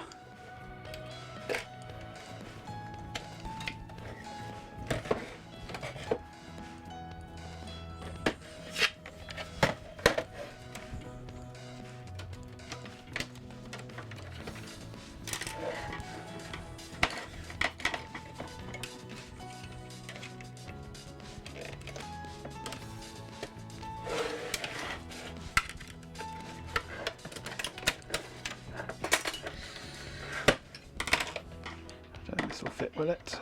No, small one it is then.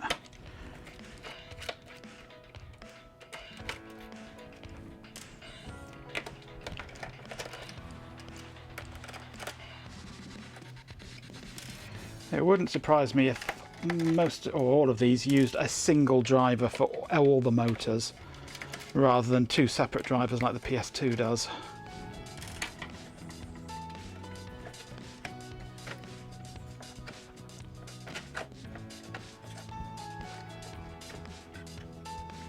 Come on, release. There we go. No. One single big driver again.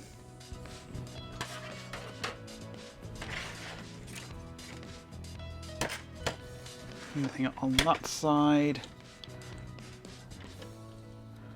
Just one chip there, which looks... It's an e-tron Tech. That looks like a memory chip. So no for that one.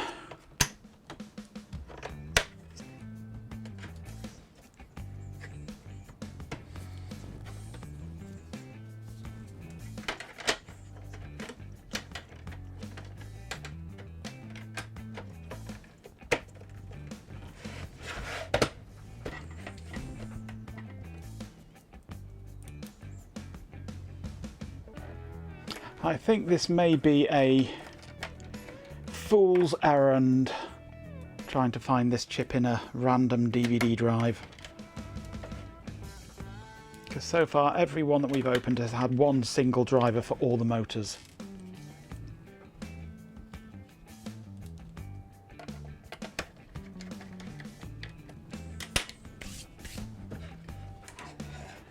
Not saying it wasn't used elsewhere, but the PS2 is the only reference to an actual device you can find. Yeah, doesn't surprise me.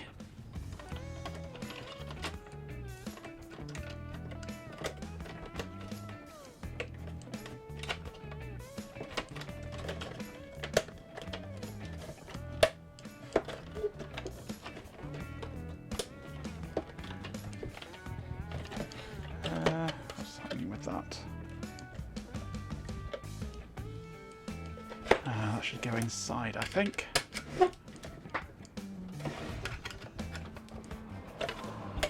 There.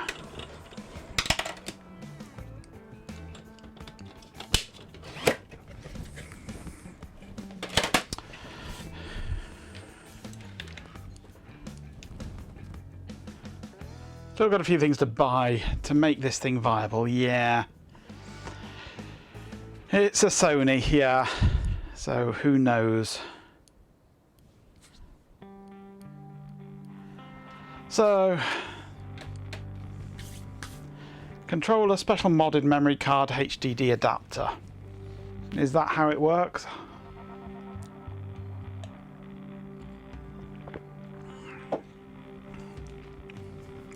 I take it the special modded memory card is basically a chip.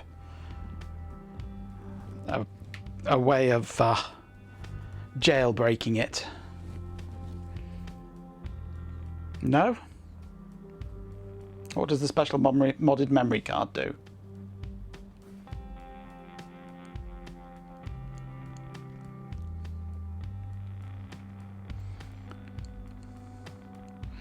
A memory card with modded software on it, yeah. So it's basically a way of jailbreaking it, isn't it?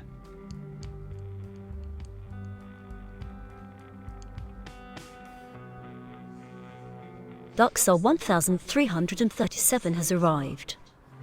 Hello, Darkstar. Probably contains a broken save game, yeah. No? Oh. It's a way of cracking into it to allow you to do things that it shouldn't do. Like running games off a hard drive, accessing network and things like that.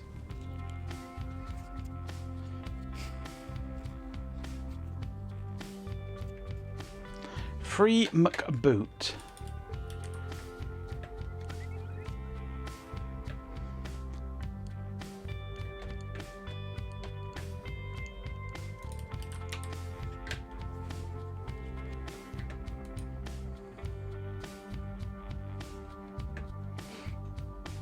Free McBoot. Pre-built images for Memcard Pro 2.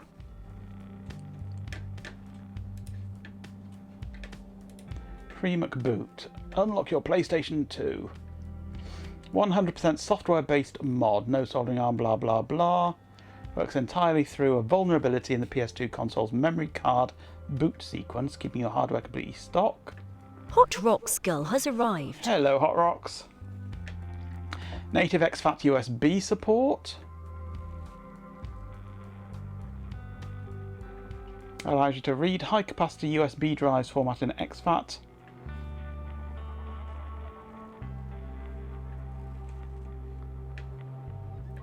So theoretically we could free McBoot and use a USB dongle as the content. There was a sound like the ripping of fabric, and the party of yaks were once more able to head back towards the village, noting the trail of dead squirrels and birds. Once there, they noticed a few dead goats and yaks, as though they had died where they dropped. An eerie silence filled the village, broken only by the occasional croak of a distant crow. At the pond, another monolith had appeared, bearing a dead goat. There was a moment of déjà vu, and the moment was forgotten. Don't use a USB dongle. It's only 1.1. Oof, ouch. That would be slow. It works to see if you like it, but it's not very fast and video sequences tend to stutter. Fair enough.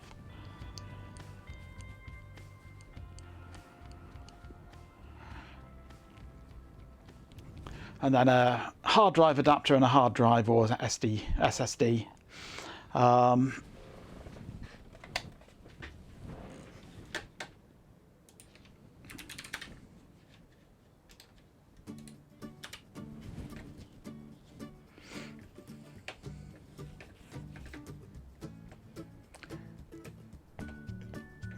Free McBoot version 1.966 PS2 memory card, 8, 16, 32, 64 meg.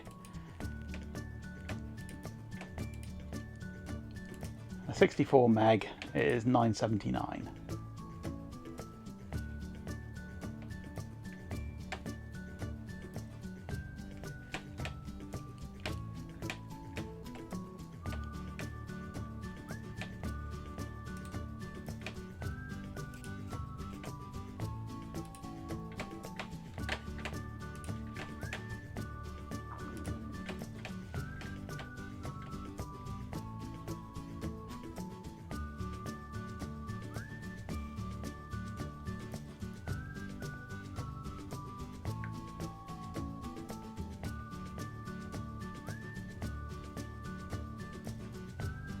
MC2SIO is a cheap way of playing games off the memory card.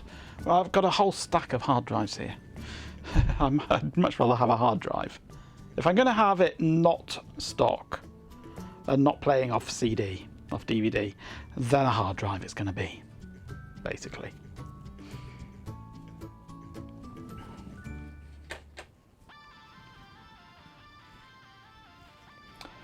So the 32 and 64 meg ones have the browser, system configuration, ULaunch ELF, OPN P2SLD, HD loader, simple media system, launch disk, code break, USB advanced, GSM, Game Boy emulator, NES emulator, Genesis Mega Drive emulator, SNES emulator and free McBoot configurator.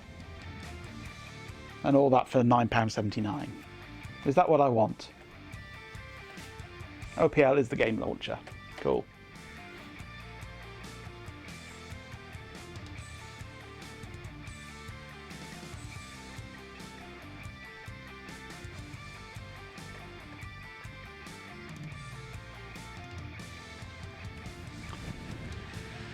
Surely someone's built a Pico-based all-singing, all-dancey PS2 fixer-upper board by now. Probably.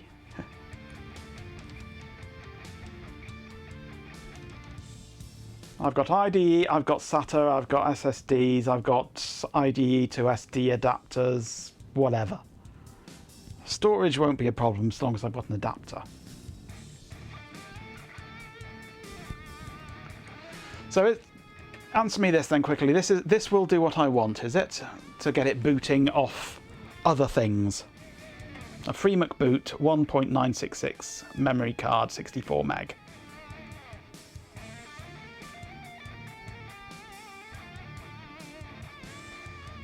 That'll get me started. Right, I'm going to buy one of these then. I'm going to buy one of these and sod it.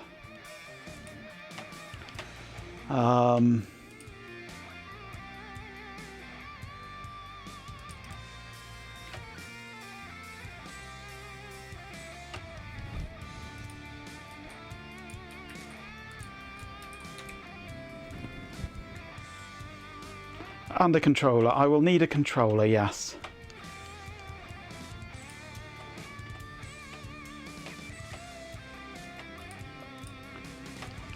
I'd prefer a DualShock.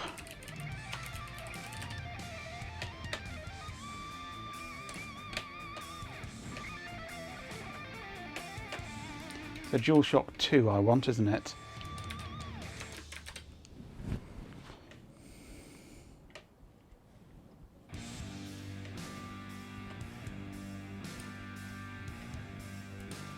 That's not genuine, but it's only £7 and it'll do to get me started. But it's a dual vibration. It's basically a clone, that, isn't it, of the DualShock 2.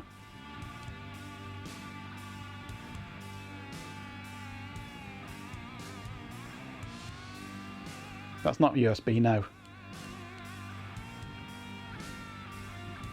It's a clone of the DualShock 2. At $6.59. It says USB, yeah, but what do they know? They don't have a clue. The picture certainly shows the correct connector.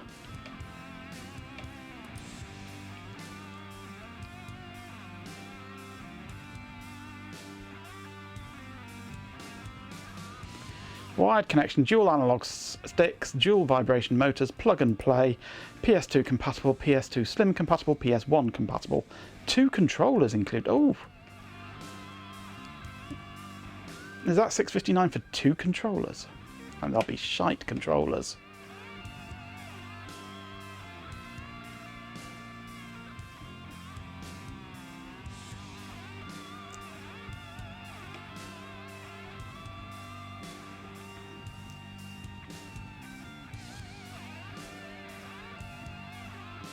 Reliable from start to finish, yeah. Reliable until it's no longer reliable.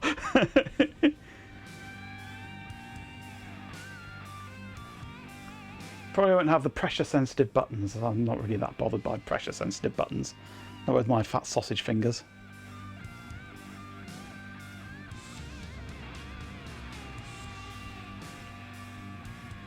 What are they plugging it into there? They're plugging it into the Magic Gate. What?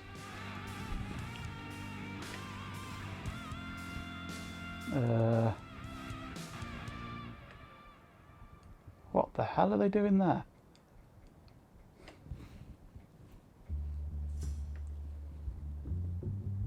Not round here, I won't trade. They don't have anything electronic in our second-hand shops around here. At all. None will take them. They don't want the hassle of electronic devices. Even controllers like this they won't have. They'll have the games, but not the controllers.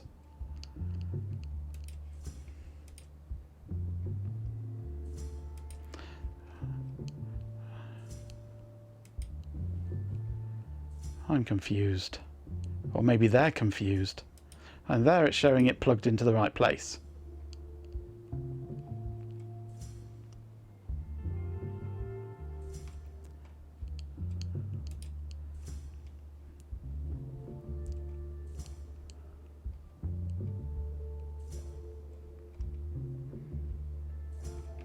But down here, they're showing completely random crap. But that's fairly normal for these kind of things.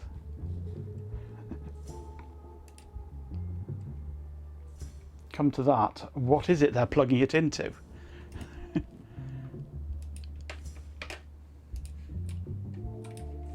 What is that device they're plugging it into? Ooh, do you reckon this might be AI generated? Look at what the hell is that crap?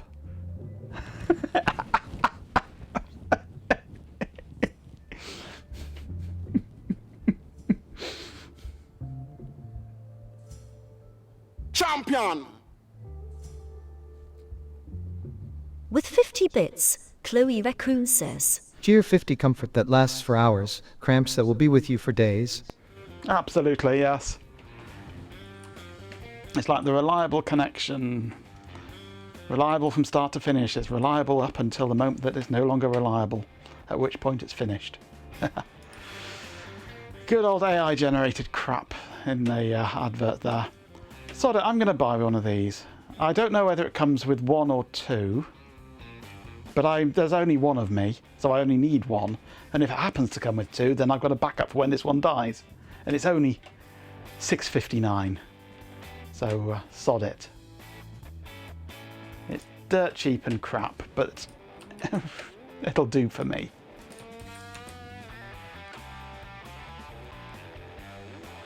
Peter 1138 has arrived. Hello, Peter.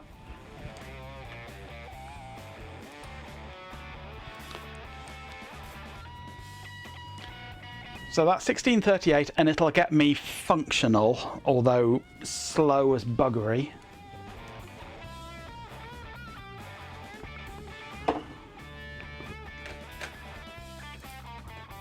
So now we want a hard drive adapter, don't we?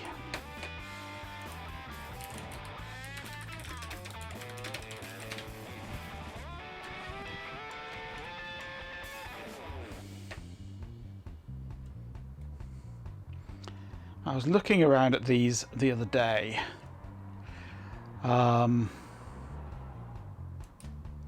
That's just a hard drive. GameStar. It says network adapter, but oh yeah, it says do not connect phone line. So I think that's hard drive and network, isn't there? Yeah, there's network in there. So 22 quid for hard drive and network. And that's SATA as well. So I can just slap an SSD in it and get blisteringly fast.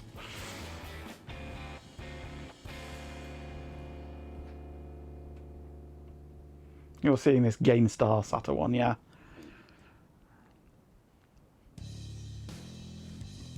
$21.85, I mean, that's not bad.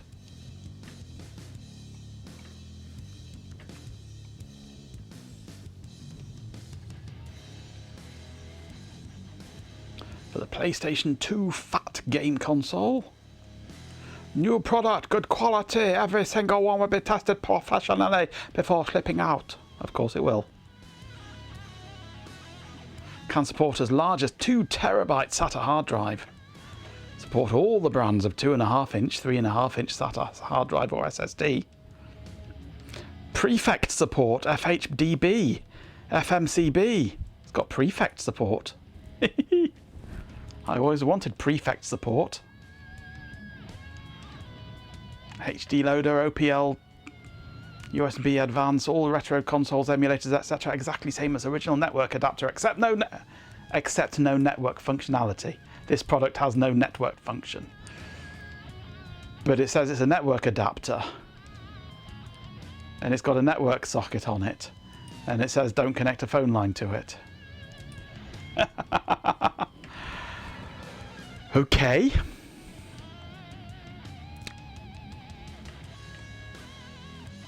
I would much rather have one with with network, if it were at all possible.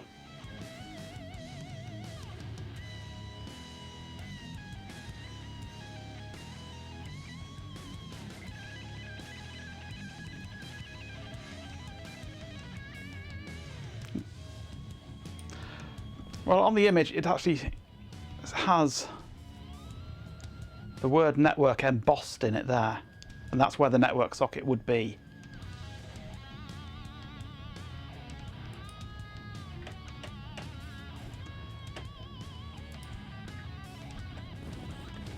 There's a lot of this one around. They're all this one, the same one.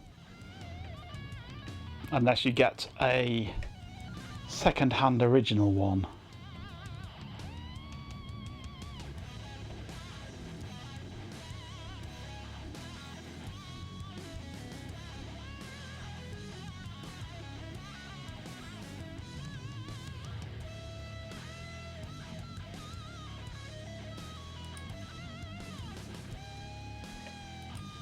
See, this one has a network socket.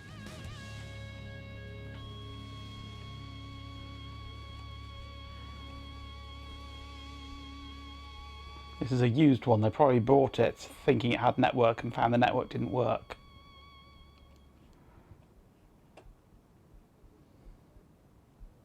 And then put it on eBay.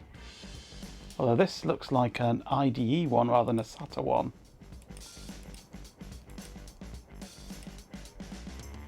Oh, this is a genuine one.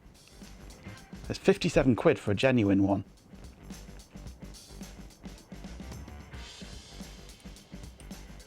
Second-hand genuine IDE,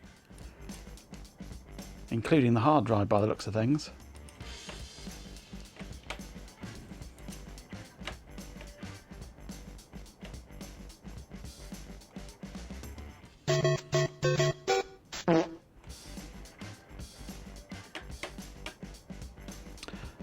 Let's sort by lowest price.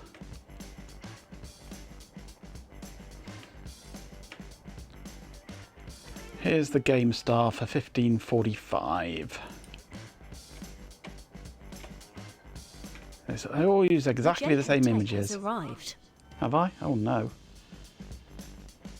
They all use exactly the same images. Always Bitfunks, whoever it happens to be.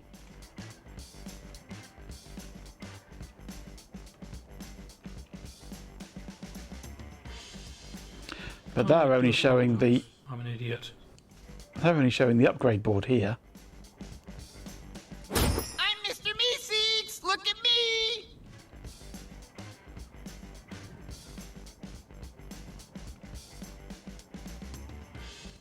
What are you doing?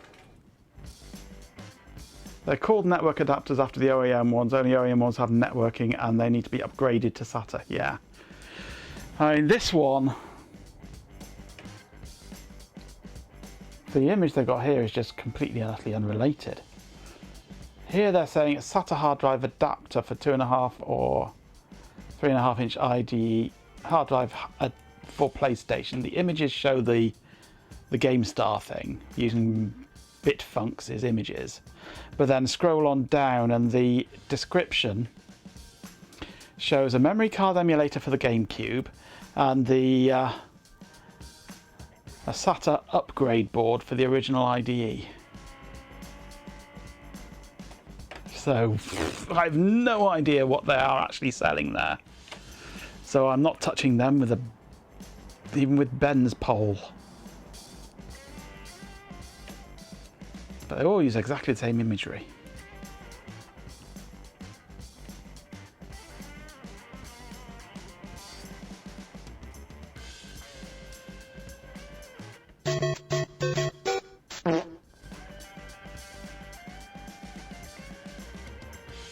Couldn't afford your pole.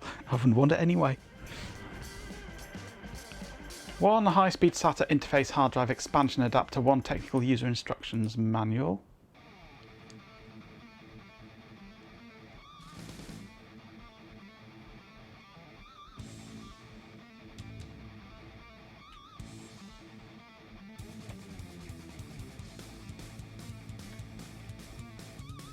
And that's 1570.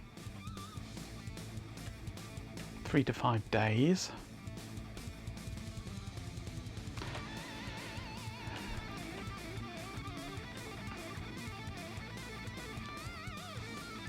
Does that look reasonably reputable to you think? No idea. Who knows? Who knows? 5 available, 2 sold. Yeah, don't know.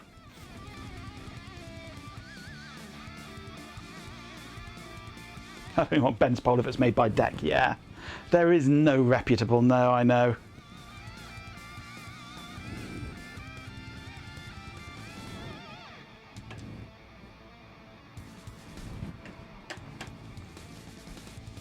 Right, let's go and grab that into the basket. Okay, so we're looking at 3388 to get me going.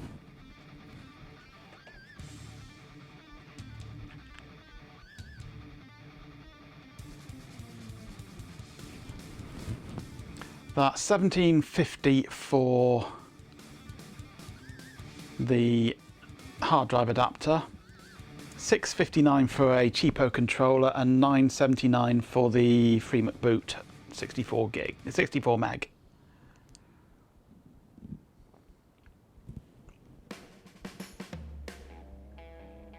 The only thing you know about networking is you can SMB mount a file share of ISOs.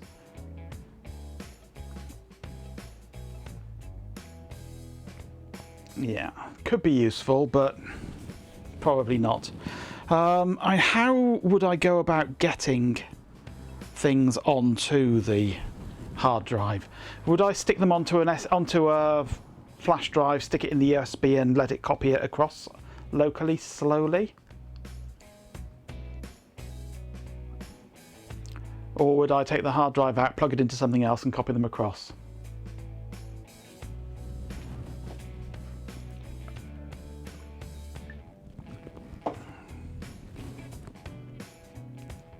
Use a PC. Okay, that seems fair enough.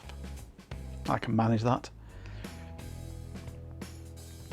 There's no way of copying ISOs over from the flash drive over USB then, albeit slowly. At that point, I don't really care about speed.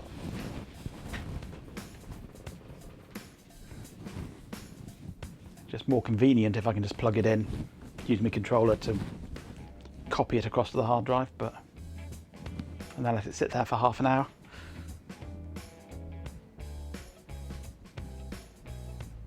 There is, takes about 12 years per game. That's fine. That's fine. I'm not in any hurry.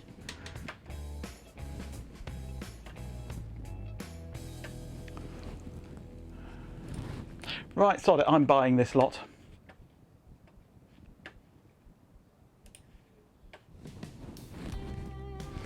I'll need my phone for this, won't I? 3388.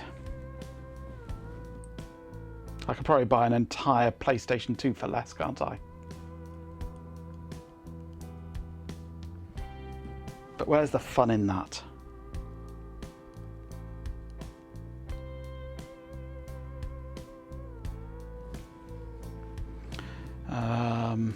Log in, authenticator.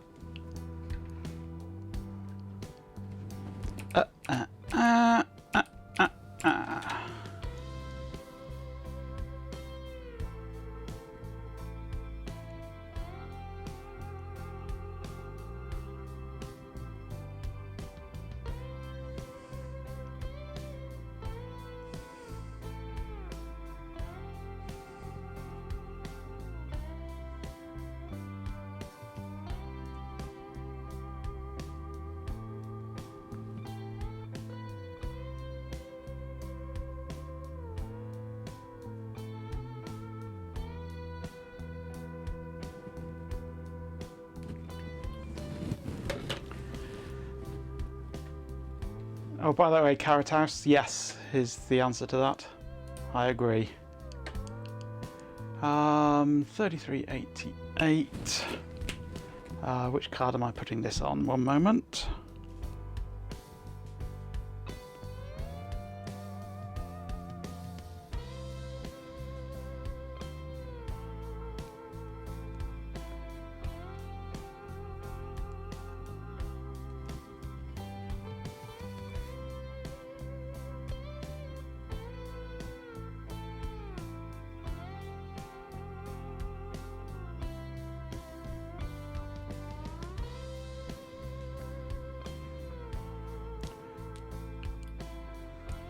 Okay, that's there.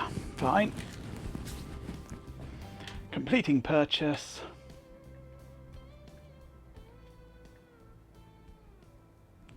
Done. Order confirmed. Okay, shopping trip over.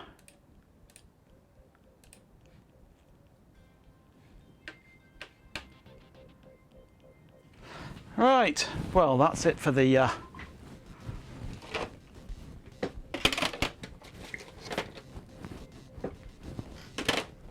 PS2 for the time being.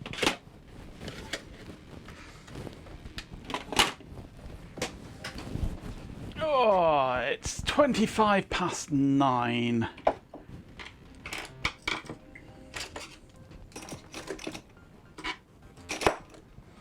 Just enough time for a bit of Netgear fun.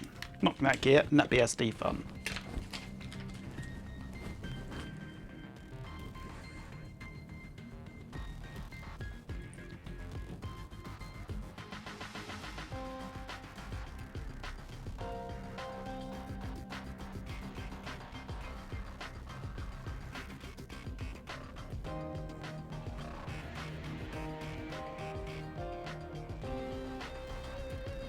Okay. Right. Oh, the Asus. The Sus Asus. It has its foot on now.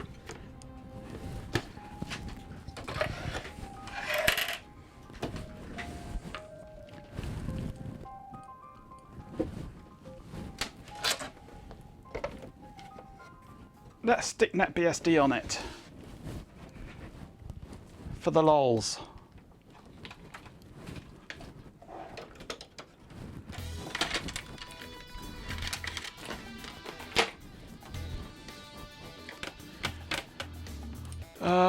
Floating DVI I want, and I will want some power for it.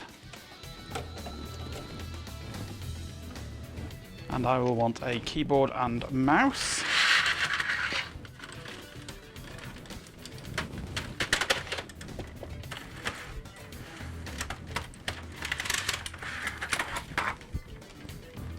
If I can find a keyboard that's not currently connected to something. Actually, I won't need a mouse yet.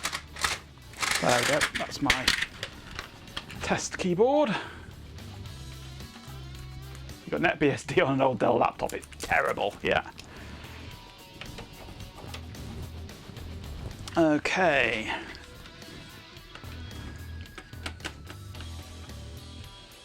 Onto there, and let's get some power.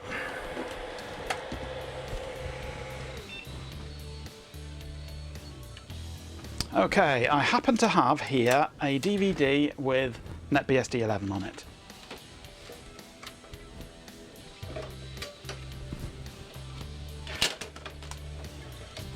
That I wrote earlier.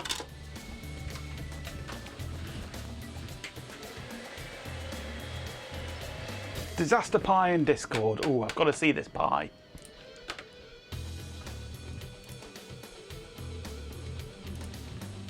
Whoa, that looks a good pie. That looks tasty. That does look tasty. Okay, NetBSD. Done the easy way.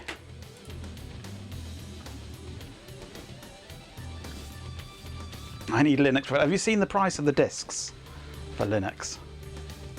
Although we can probably do it a lot easier with a hard drive and the FreeMac boot. You can probably do it on just an ISO.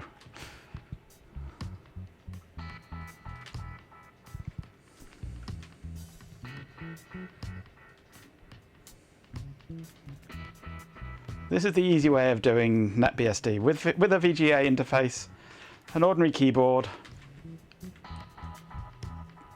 and errors on the hard drive apparently.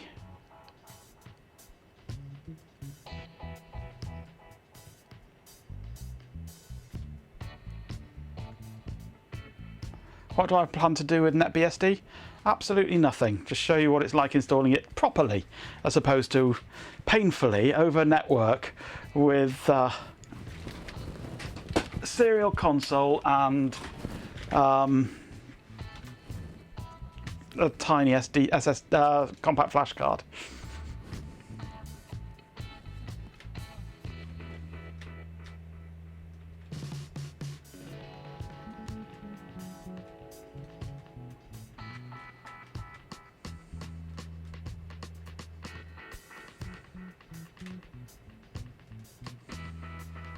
If I could think of a better way to achieve your aims. I'm not quite sure what this is doing.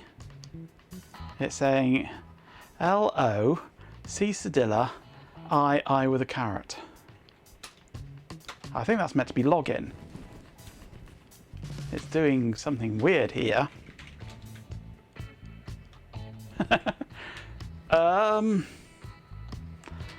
Okay.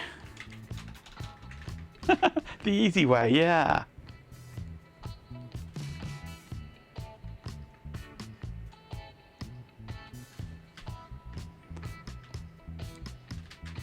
I'm not quite sure what it's doing there. That's weird. Champion! Perhaps the serial interface isn't too Flynn bad. Raccoon says, Cheer 50 Hey Majenko, I think your video card might be shagged. I'm not quite sure what's going on with that. It's just the... I mean, it can't be any settings in boot. It's just... That's just VGA.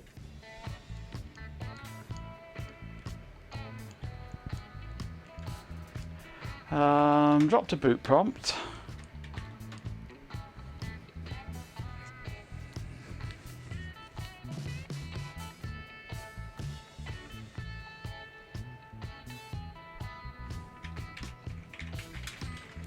Visa off.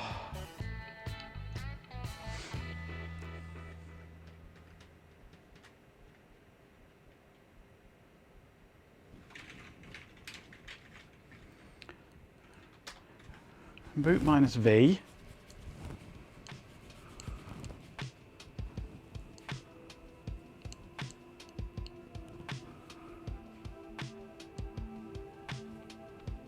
Did I store it too close to the box with the cursed USB cables in again? Maybe. It's in the same room, certainly.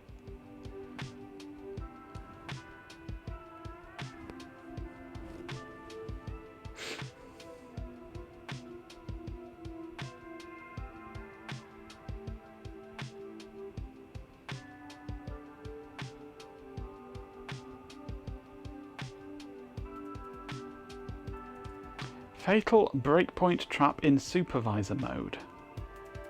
Erk. Okay. Well, this was going to be a very quick 10-minute job.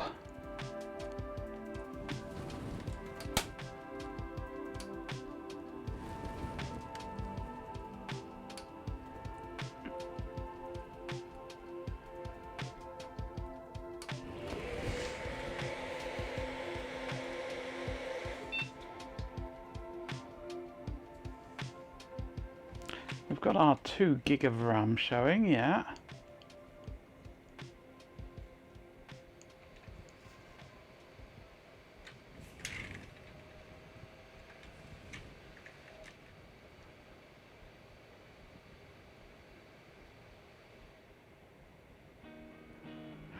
Ben feels vindicated, yeah. Oh, broken it, I have. Somehow it's broken. Let me get my Magic Network cable, plug it in. Except this doesn't do network booting, does it? So I don't know why I'm bothering with this.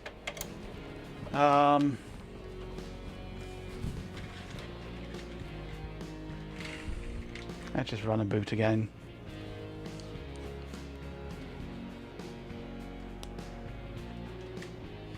It is impressive, Ben, yes. Took a lot of work getting there, but getting there we did. Was it worth it?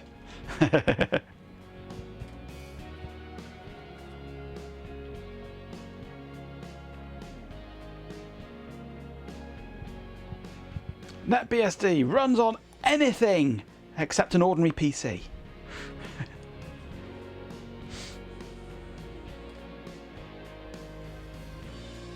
Bampan has arrived. Hello, Bampan.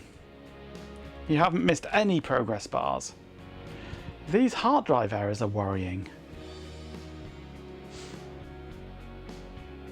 Downgrading it to lower Ultra DMA.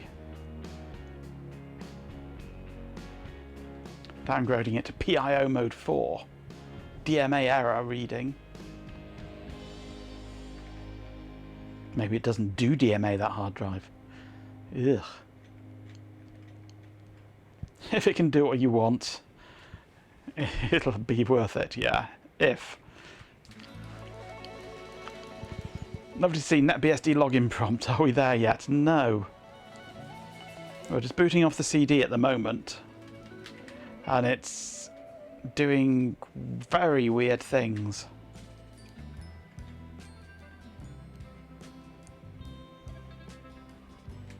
Not that old. But it could be the CD drive interfering with it as a secondary.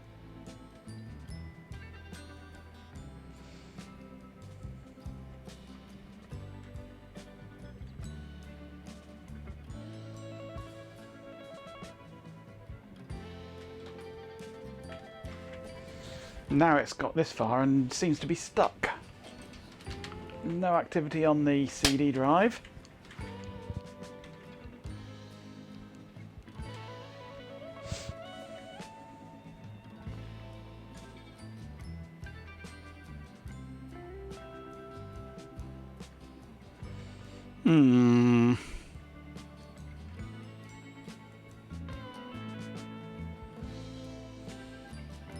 It could be Industrious Ant, it could be.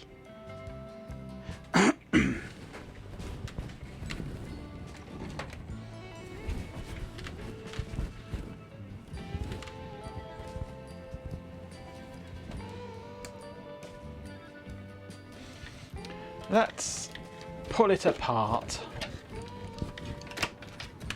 We've got a couple of minutes yet. Let's rip it all apart.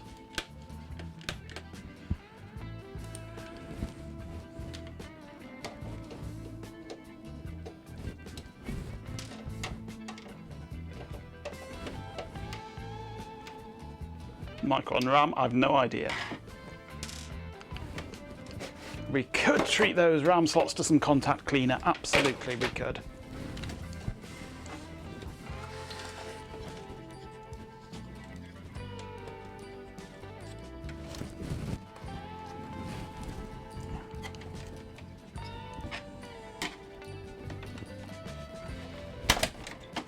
Come on, unlock.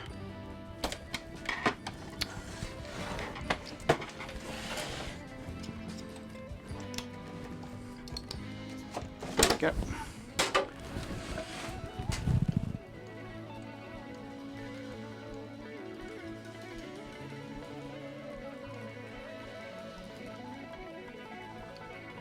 Right. Let's start by taking out the memory. One stick is HP branded, the other one is no idea. The HP branded one is yeah, Micron.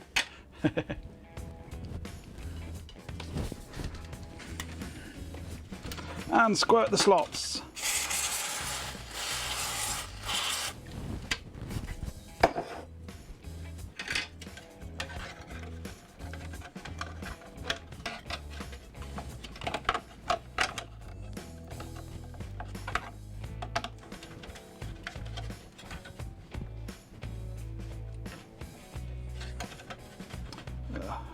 This CPU cooler is really in the way here.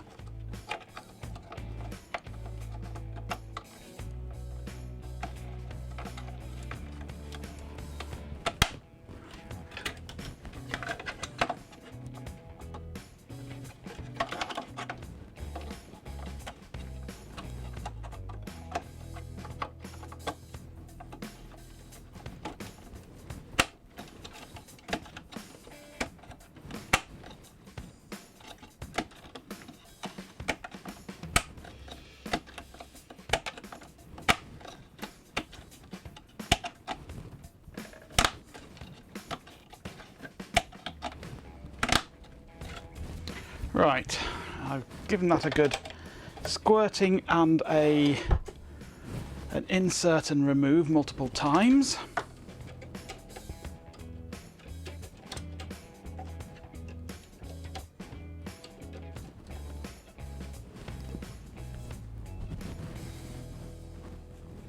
There should be a single word name for that satisfying clunk when a RAM board clicks into a slot. Absolutely, there should. I don't know what it should be, but there should be a good name for it.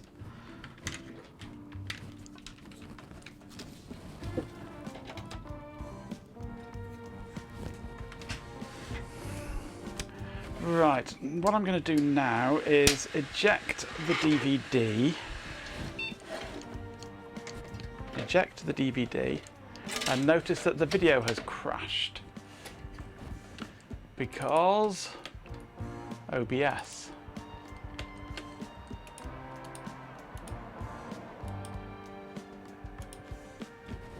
There we go, it's working again. Glucklichschlottenklick. Glucklichschlottenklick. Yes. Glucklichschlottenklick.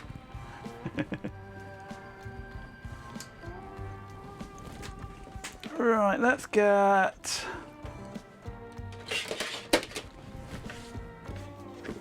a random DVD writer, 16 speed, from 2007.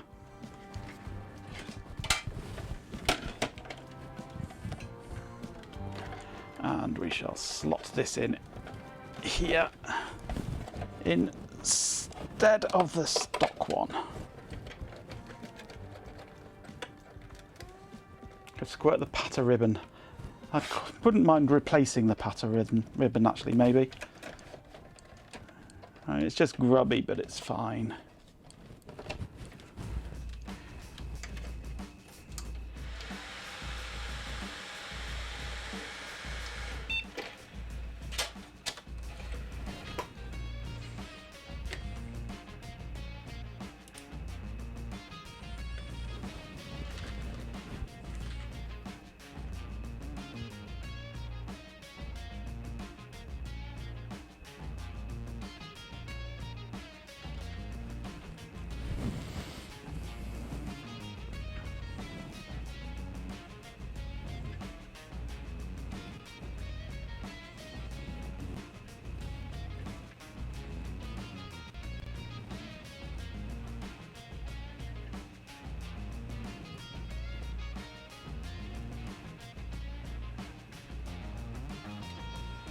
And that instantly crashes there.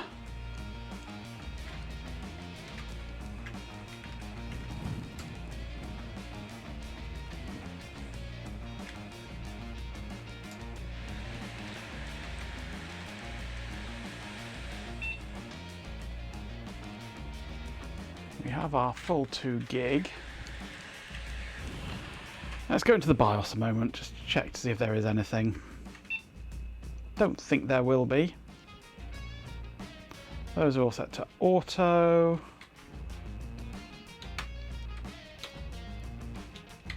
Set that to the default 2800, that's fine. Memory frequency auto, enabled cache.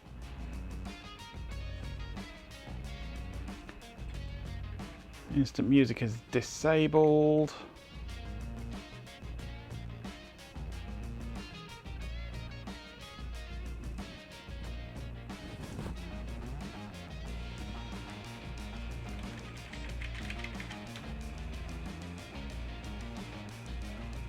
Power's fine.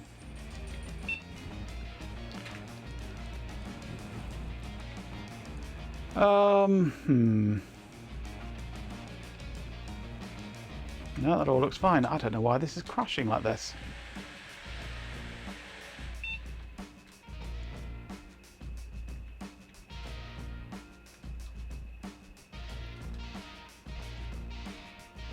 Although, hang on, Primary Master is... oh, hang on. This CD's set up wrong, isn't it? Oops, I just unplugged the hard drive.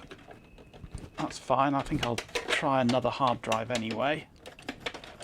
But this drive is set for master, isn't it, for some reason?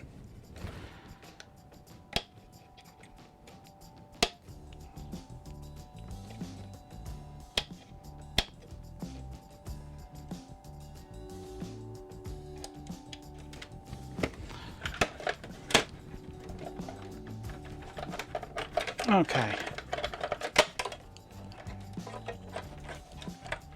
Let me try these swapped over onto the other connectors as well.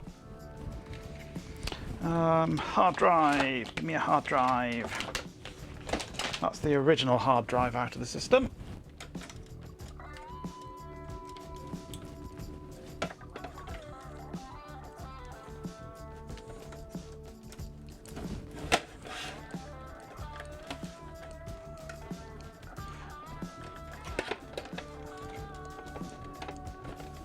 This power cable.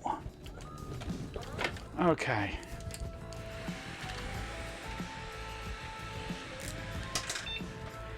Now we have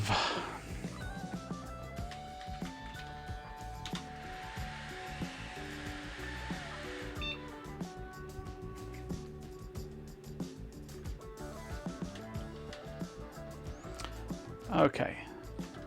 Those are detecting correctly.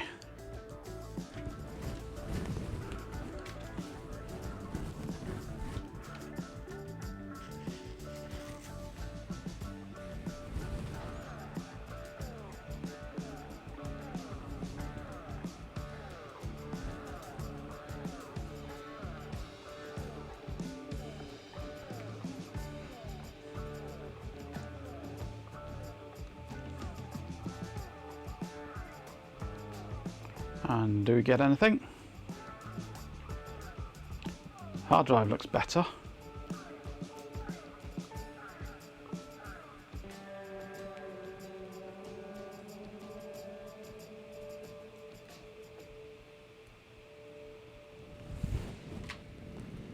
It's not doing a lot at the moment though.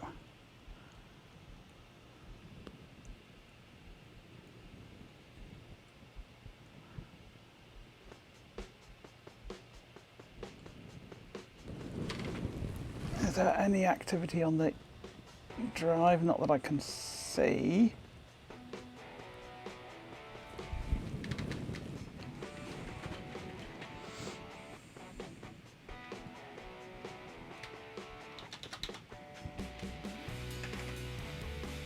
I mean, it's not hung at this point.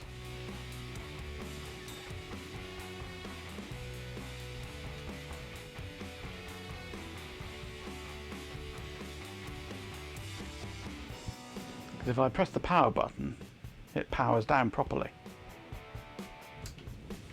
Like that.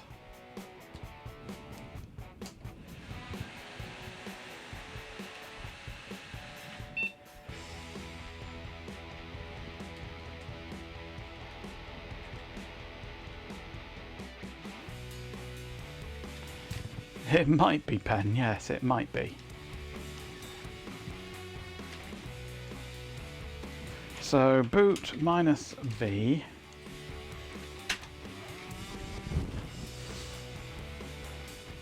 System has reached maximum entropy, yeah. I've got a feeling that little furry brown thing is asking me to take her out for a walk before bed. So I'm going to have to finish the stream in a moment. So this is the last test boot to see if we can get it to do anything. And it crashes. Okay, something is seriously up with this. And I don't know what. it crashes horribly. So I have to finish now, I'm afraid. I'm being told I have to go and walk the dog, by the dog. So, and it died is not fun news, indeed. So I'm done for the night now. So 2 failures there. 2 sorry failures. But hey, that's the way it goes. Right.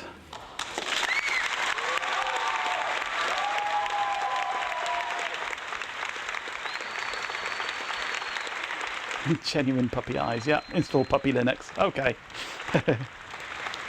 We shall try another OS on this, I think, at some point, perhaps.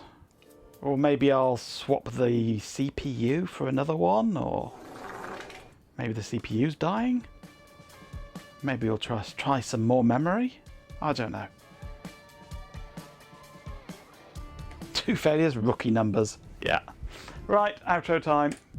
Thank you very much for joining me this evening. We've diagnosed the problem with the PlayStation 2, or possibly diagnosed it, so rather than fix it, we're just going to mod it and run it with a hard drive. So, because, yeah, we want to mod it anyway, I suppose, so we sod the DVD drive, we don't need it. And this thing still really doesn't want to play ball with anything, so there's definitely something weird going on with this computer. It could be the memory. We will try more memory in it. It could be the CPU. We'll try more CPU in it. It could be the hard drive cable. We'll try another hard drive cable in it. Who knows? Like any of my computers aren't weird. This is true. Digitized, slightly unsettling. Chuckle right then, settle down, settle down. It's nearly time to transition, so Stu's a lot. Honestly, 3 farts. That's concerning. Seriously, you're a walking biohazard. Thank you all so much for hanging out with me tonight. It was stimulating, to say the least. A massive thank you to everyone who chatted Funny Penguin, Hollow Sleep NJ, PC Margers, our beloved pet Canadian, Poet and Seth Fuzzy, Blood, Majenko Tech, Goatmaster, Hammers Hangout, Daft and Cool, Dark Soul 1337, Dopaz, Spies of Mud, Trade Splatter, Farty McFartface, Beta Mink, Robo Twilight, Stephen Payne, Peter 1138, Chloe Raccoon, The Industrious, and you were all brilliant and chaotic. Big shout out to Crash Systems, Project Cal, Standard User 4, Bampan, Norse Herald, and Stream. Elements for your support, you're all vital components in my glorious, slightly malfunctioning existence. And a particular thanks to a swarm of dead insects for the subscription. You're practically funding my quest for sentient toast. Spies of Mud, you're a loyal subscriber. Thank you for sticking with me. And a huge welcome to our newest follower, Hollow Sleep. Seriously though, thanks for joining me. It's been memorable.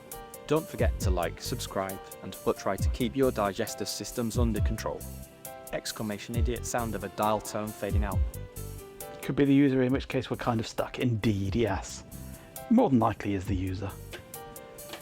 Right, well, I'm done for now. I shall see you sometime over the weekend. Be sure to join Ben tomorrow evening at 6 o'clock for whatever he's going to do.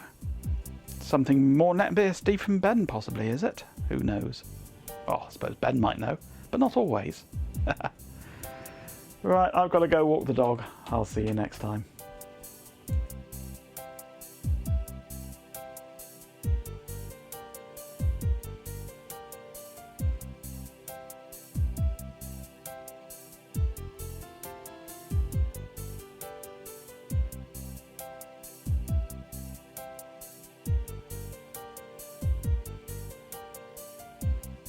Majenko, Norse Harold would like you to drink some water.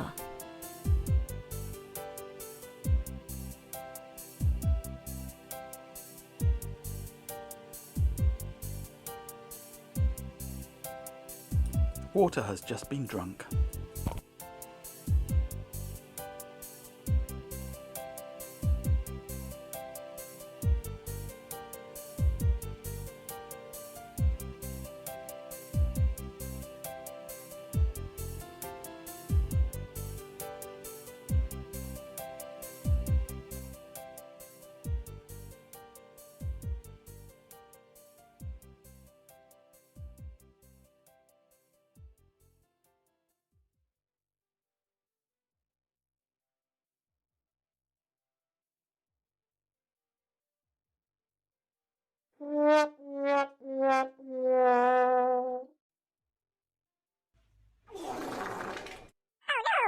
Enhance. I suggest we contact Starfleet, Captain.